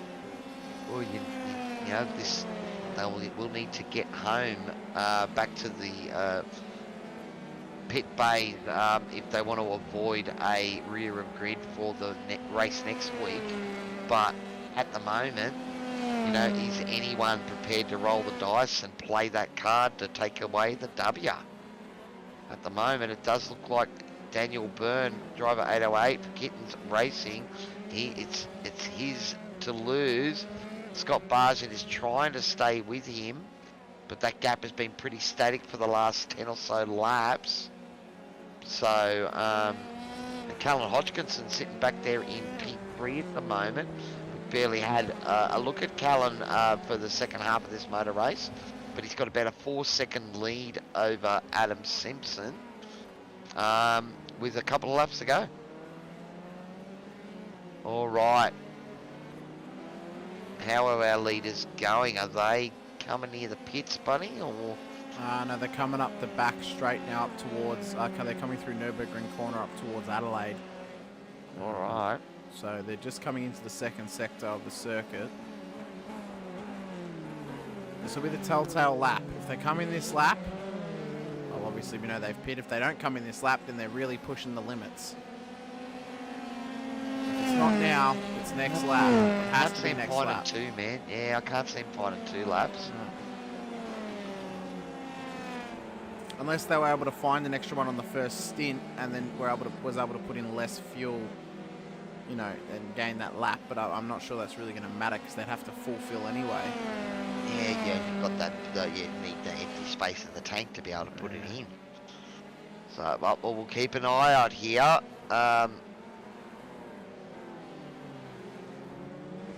Sure, Danny's not going to get in the way of his teammate here. These boys will be chatting in the Discord. Kittens Racing, they don't really have team orders or anything like that, but they're well aware of who's got the pace in the team. And there we have Danny come in. All right, and Scott is in behind him. So that does answer our question, buddy. Splash and dash for these guys to get home. I guess it's going to be who's going to take the bare minimum. If it's both of them, if it's just one of them. Well, Burn let's is have a look coming at out. those leaders as they're coming out of the pits. And Scott's been able to bridge the gap a little bit, but it's possibly not enough. 2 laps to go. Callan Hodgkinson, he stayed out there. Maybe he was able to save an extra lap. He was a fair way back behind the leaders. Robbie Griffiths also going an extra lap as well. This is interesting. Let's see what happens. Yeah, it is, buddy. Adam Simpsons is pitted. We've only got 2 minutes of this motor race to go now. It is Daniel Byrne. Well, it's Daniel Byrne, leads Scott Bargen, leads Callan Hodgkinson. Robbie Griffiths has stayed out. Callan stayed out. Bradley Hudson pitted back on lap 17. So he's in the mix there as well. He's about 12 seconds behind Callan Hodgkinson. So if Callan and Robbie have to pit, it could be Bradley Hudson bringing home P3. So we better keep an eye on this. Oh, Callan Hodgkinson is running out of juice. He's gone one lap too many, I think. Yep, that's fuel save mode. Yep. Or he's realised I've got to try and see if I can get... No, I think he's gone one lap too many. I reckon he has. And he's going to have to pit now because there's nothing left in that tank. What about Griffo though? Can he go one more lap? Or has he got enough in the tank to get, or does he need to come in? Well, he's coming around on... He's going for another he's lap. going again. Oh! So... Callan Hodgkinson behind him is going again too, so... No, he's in the pits, that's Hudson. Oh no, he's coming into the pits now, so it's Bradley Hudson. He's got 7 seconds on Robbie Griffiths. Robbie Griffiths did a 34 last lap, so he's in big fuel save mode. Can Bradley Hudson get close enough? That gap is coming down. Big clutch in there from Robbie Griffiths. He's where the leader is. Daniel Byrne. That lead is out to 4.6 seconds now, so looks like Scott has given up the fight. We'll have to settle for P2. Robbie Griffiths. Brad Hudson, that's getting close as well. Has he got enough in the tank to hold off Brad, who's a hard charger? Brad will want this podium too. Has he gotten it? No, he hasn't. I was really Nah, it's confused still there. about 5 It's 'cause it's- seconds yeah, there, it's 'cause so... it's foul zone in behind him. I kept It's getting foul confused. zone, that is foul zone in there, so Robbie's got this. And it is Daniel Byrne who comes across the line for a clean sweep tonight. Winner of both races and, you know, fighting his way. Oh, sorry, no, he didn't win the first race, he did. That's right. No, it was Robbie Griffiths. It was Robbie Griffiths. He's coming on the last lap! Robbie's pitted to come over the line. Has he thought there's another lap or what?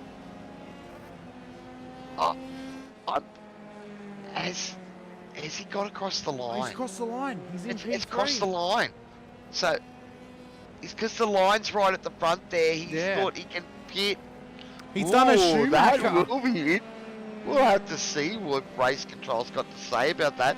That may be a masterful strategy ploy from Robbie to bring it home in the podium position.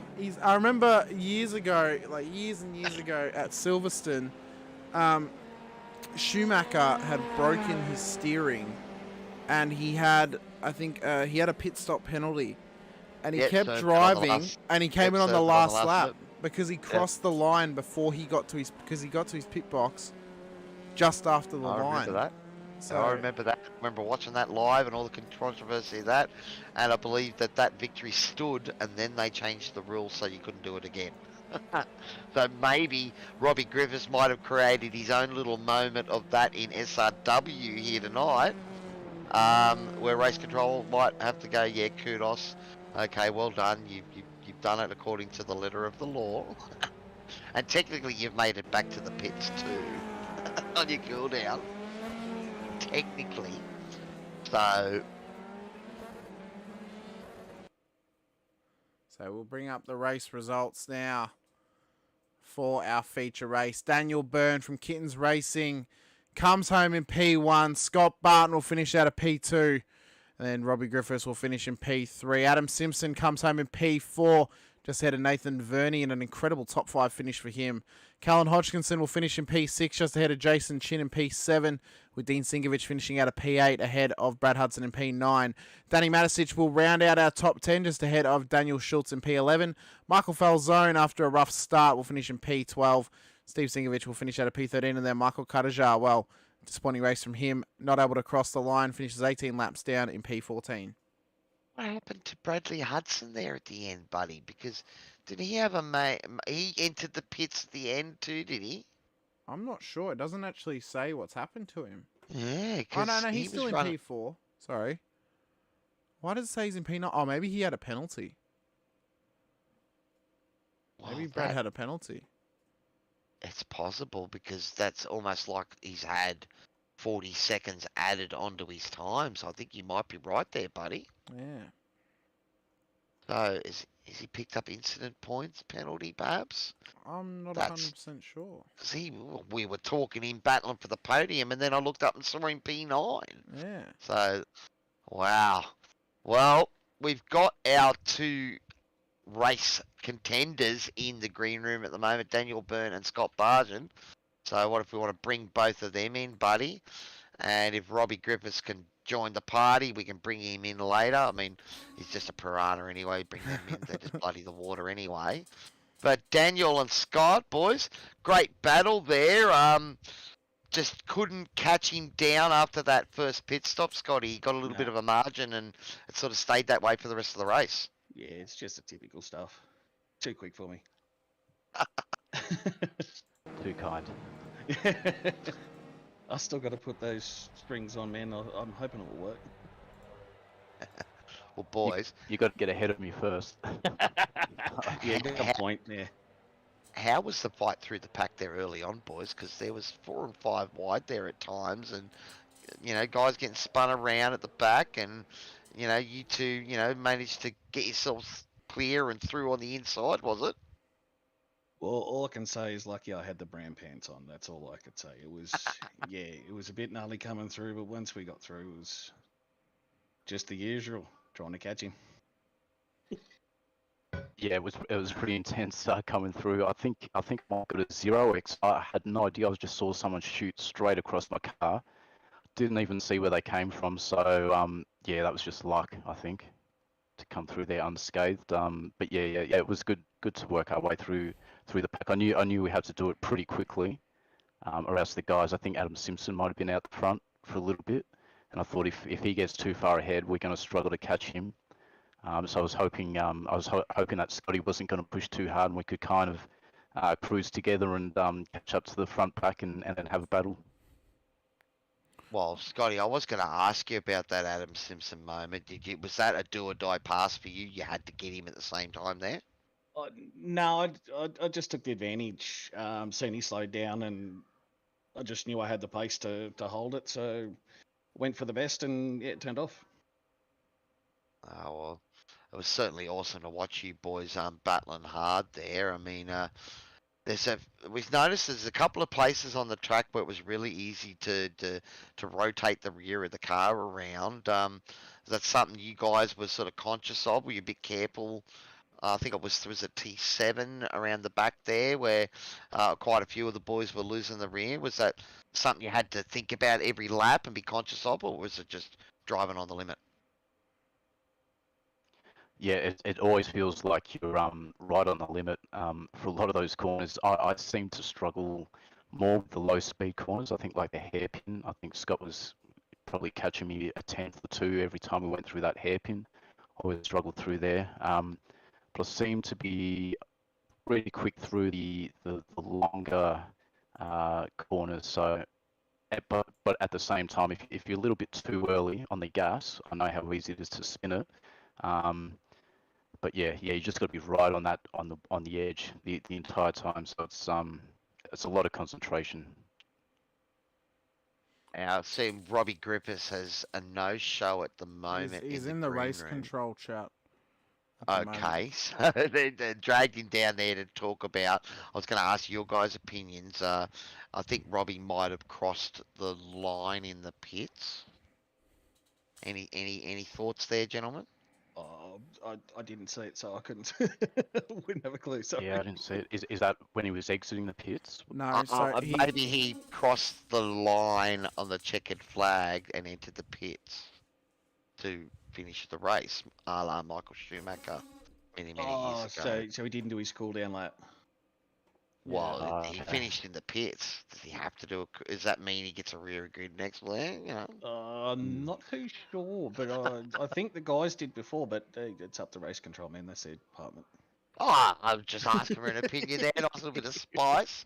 Well, the battle is between you and Robbie at the top of the table, Daniel. So, this could have ramifications for the championship. I say throw a book in then. You're not putting a ticket in. No, I haven't seen it either, so I'm not sure what happened there. But they were very specific before that second race started. They said make sure that you fuel up because you have to complete a cool down lap. So I was very, very conscious about that, and I reckon Scott was too, because we were really watching our fuel, and I could see him fuel saving near the end, and I was doing the same thing to make sure I could do that full cool down lap as well. So it'd be interesting to see what happens. He's here now, so let's drag Robbie in. Robbie, you did you cop the short arm of the law from the race control for your entry into the pits, or have they told you you're getting a rear grid because you didn't do a cool down lap for next race? No, I've begged for them to DQ me and promote Simo, but they've said no. I've accidentally found a loophole where I don't have. I've actually finished in the pits under my own steam. The rule doesn't actually state a cool down lap. So technically, I've found a bit of a. He's done a Schumacher. Unfortunately, I've found a bit of a loophole, which was an accident. I swear to God, I didn't know about it. Sorry, Simo. I certainly didn't mean it. I jumped in the pits. I thought I'd be able to put some. Yeah, I thought they'd just DQ me. I actually asked for them to DQ me 3 times, but they won't do it. Anyway. All right, so there's going to be a nice little bit of banter in the pond this weekend. Then might be a rule change coming, maybe. Wow, who would have thought Robbie Griffiths would be the Michael Schumacher of F3? Apologies, all. I fully expected to be DQ'd.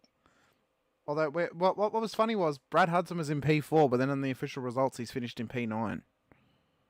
So I don't know what he's done.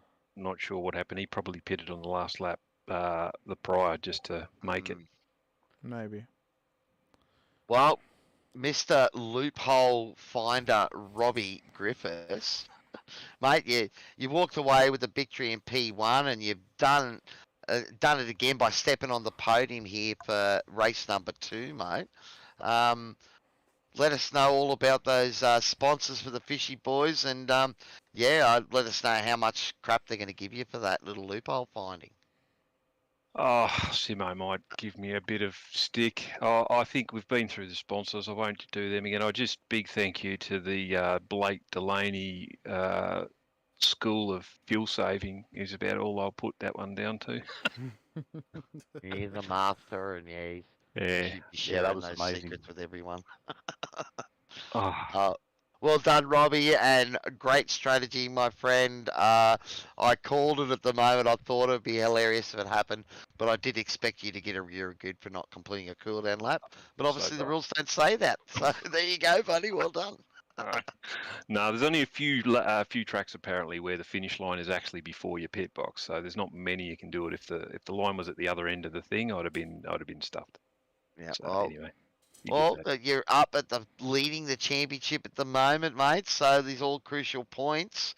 We'll have to see how it goes, but we're loving having you here, man, and it's great to see a few piranhas out there on track. So well done. Yeah, thanks, boys. Like the new liveries too.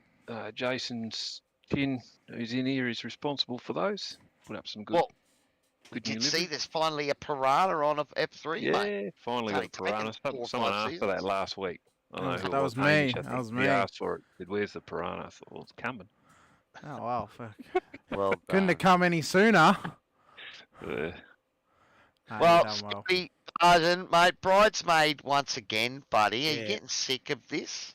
No. Are you just going to take him out, mate, or get one of your teammates in here so you can start to gang up on the kittens? Nah, it's just great fun, man. Whether you finish first, second, third, I still enjoy it, so it doesn't bother me. It's good to be up the front for a change, though, but yeah, I just take it as it goes. Well, I'm glad to hear you're loving the battles, man, because that's what I live for as well. But, mate, awesome effort tonight. So let us know about the Dubby Area 1 Sim Sports machine and your sponsors out there, mate. Congratulations. W, of course, corporate, Racing with Autism Australia, Speed Effects Photo, Virtual Motorsport Mentor. Big shout out to you boys for the commentary. Awesome work, and the admin team for the series. And can't forget the boys who race with Dan and Robbie every week. Awesome battles. Great respect shown, so can't ask for any more. Very Awesome, good, buddy. mate. So well done. All right, Hamish, I'm going to let you lead the questions for Mr. Daniel Byrne. No worries, mate. who's- All good. Well, Daniel, it's a big win again for you. You're probably actually leading the championship now after that. Seeing as Robbie finished in P3 and you've actually taken victory in the feature. So, I mean, it's a big effort from yourself for the whole season. I think 2 rounds left to go. I mean, it's only a matter of time, really. I mean, Robbie and you, I mean, and even Scott, I assume you guys are going to be fighting to the end. I wouldn't be surprised if the next couple of weeks you guys are the only 3 people that we talk to in terms of F3 after a podium finish. So I'm looking forward to it. But, you know, Daniel, let us know who's supporting you, who's supporting the kittens. Even though we've heard it countless times this season, it's important that we get to hear it again. Yeah, sure. Thanks, guys. Yeah, Kittens Racing, Driver 808 on YouTube, AML Technology. And yeah, I just wanted to say that first race where Robert's fuel saved, I actually had no idea until I came out of the pits and there was a car in front of me. And I probably could have taken, because I had the inside line at the hairpin, but I actually didn't even realise he was on the same lap as me. I thought it was a lapped car, so I actually let him go. And then I realised, then I looked at my relative and realised this the position and spewing that I lost that position. But yeah, great race. It was really good. Very good, man. And I reckon Where that is Mr. Loretti? He put a message in the chat there. What's he having a break, or is he broken his pedals? No, he's got man flu apparently. Oh, man flu. Oh, that's nasty. So Send my condolences. He does have a motion rig, so I can understand maybe why his apprehension. But it does have an off switch, Adrian. So Apparently he's watching Twilight. So I've never watched Twilight before, but he must be a Twilight fan. So there you go. I don't know if Twilight's more worth getting on the sim, but it's up to him. But he must yeah. get Hashtag Team Twilight, Edward. so. Hashtag Team Edward, Adrian said. Oh, well, Daniel, I hope. I think I said to you last week, if you're in the battle for the championship, you got to stream the last race. Do you reckon you're still going to do that in 2 weeks' time? Yeah, if I'm going to challenge for the championship, yep, sure, I'll do it. Very good, mate. Very good. Awesome. Look Good forward to hear. it. All right, well, thanks for joining us, boys. Really appreciate it. Congratulations once again to all 3 of you on your podium and your victory to Daniel.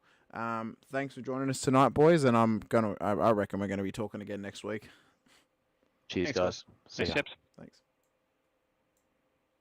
Well, buddy, another big double header night here at SRWTV.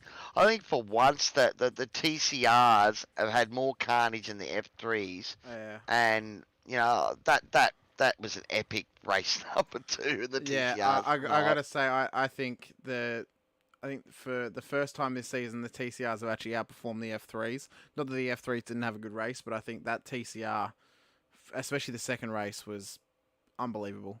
It was if SRW are going to show people what the TCRs are like in this series, they need to show them that race to get them to sign up, because it was absolute carnage and just looked like a heap of fun. Well, we certainly enjoyed it here at SRWTV.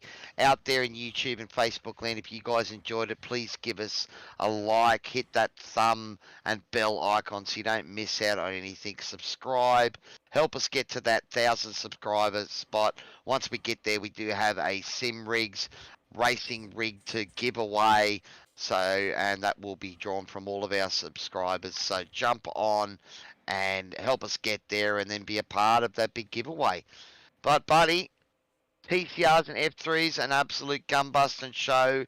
Once again, it's been a pleasure to work with you here, Hamish, putting on an awesome show behind and in front of the scenes, buddy, so well done. Pleasure's all mine, mate. But that will bring us to the end of tonight's broadcast here on SRWTV. thanks very much for coming along and joining us. On behalf of Hamish, my producer and comms man, this is Cowie, your average sim racer, signing off, saying we'll see you next time on SRWTV. Have a great night. To turn one, this is amazing. Up and clash heads again. This is like Chaz Mostert,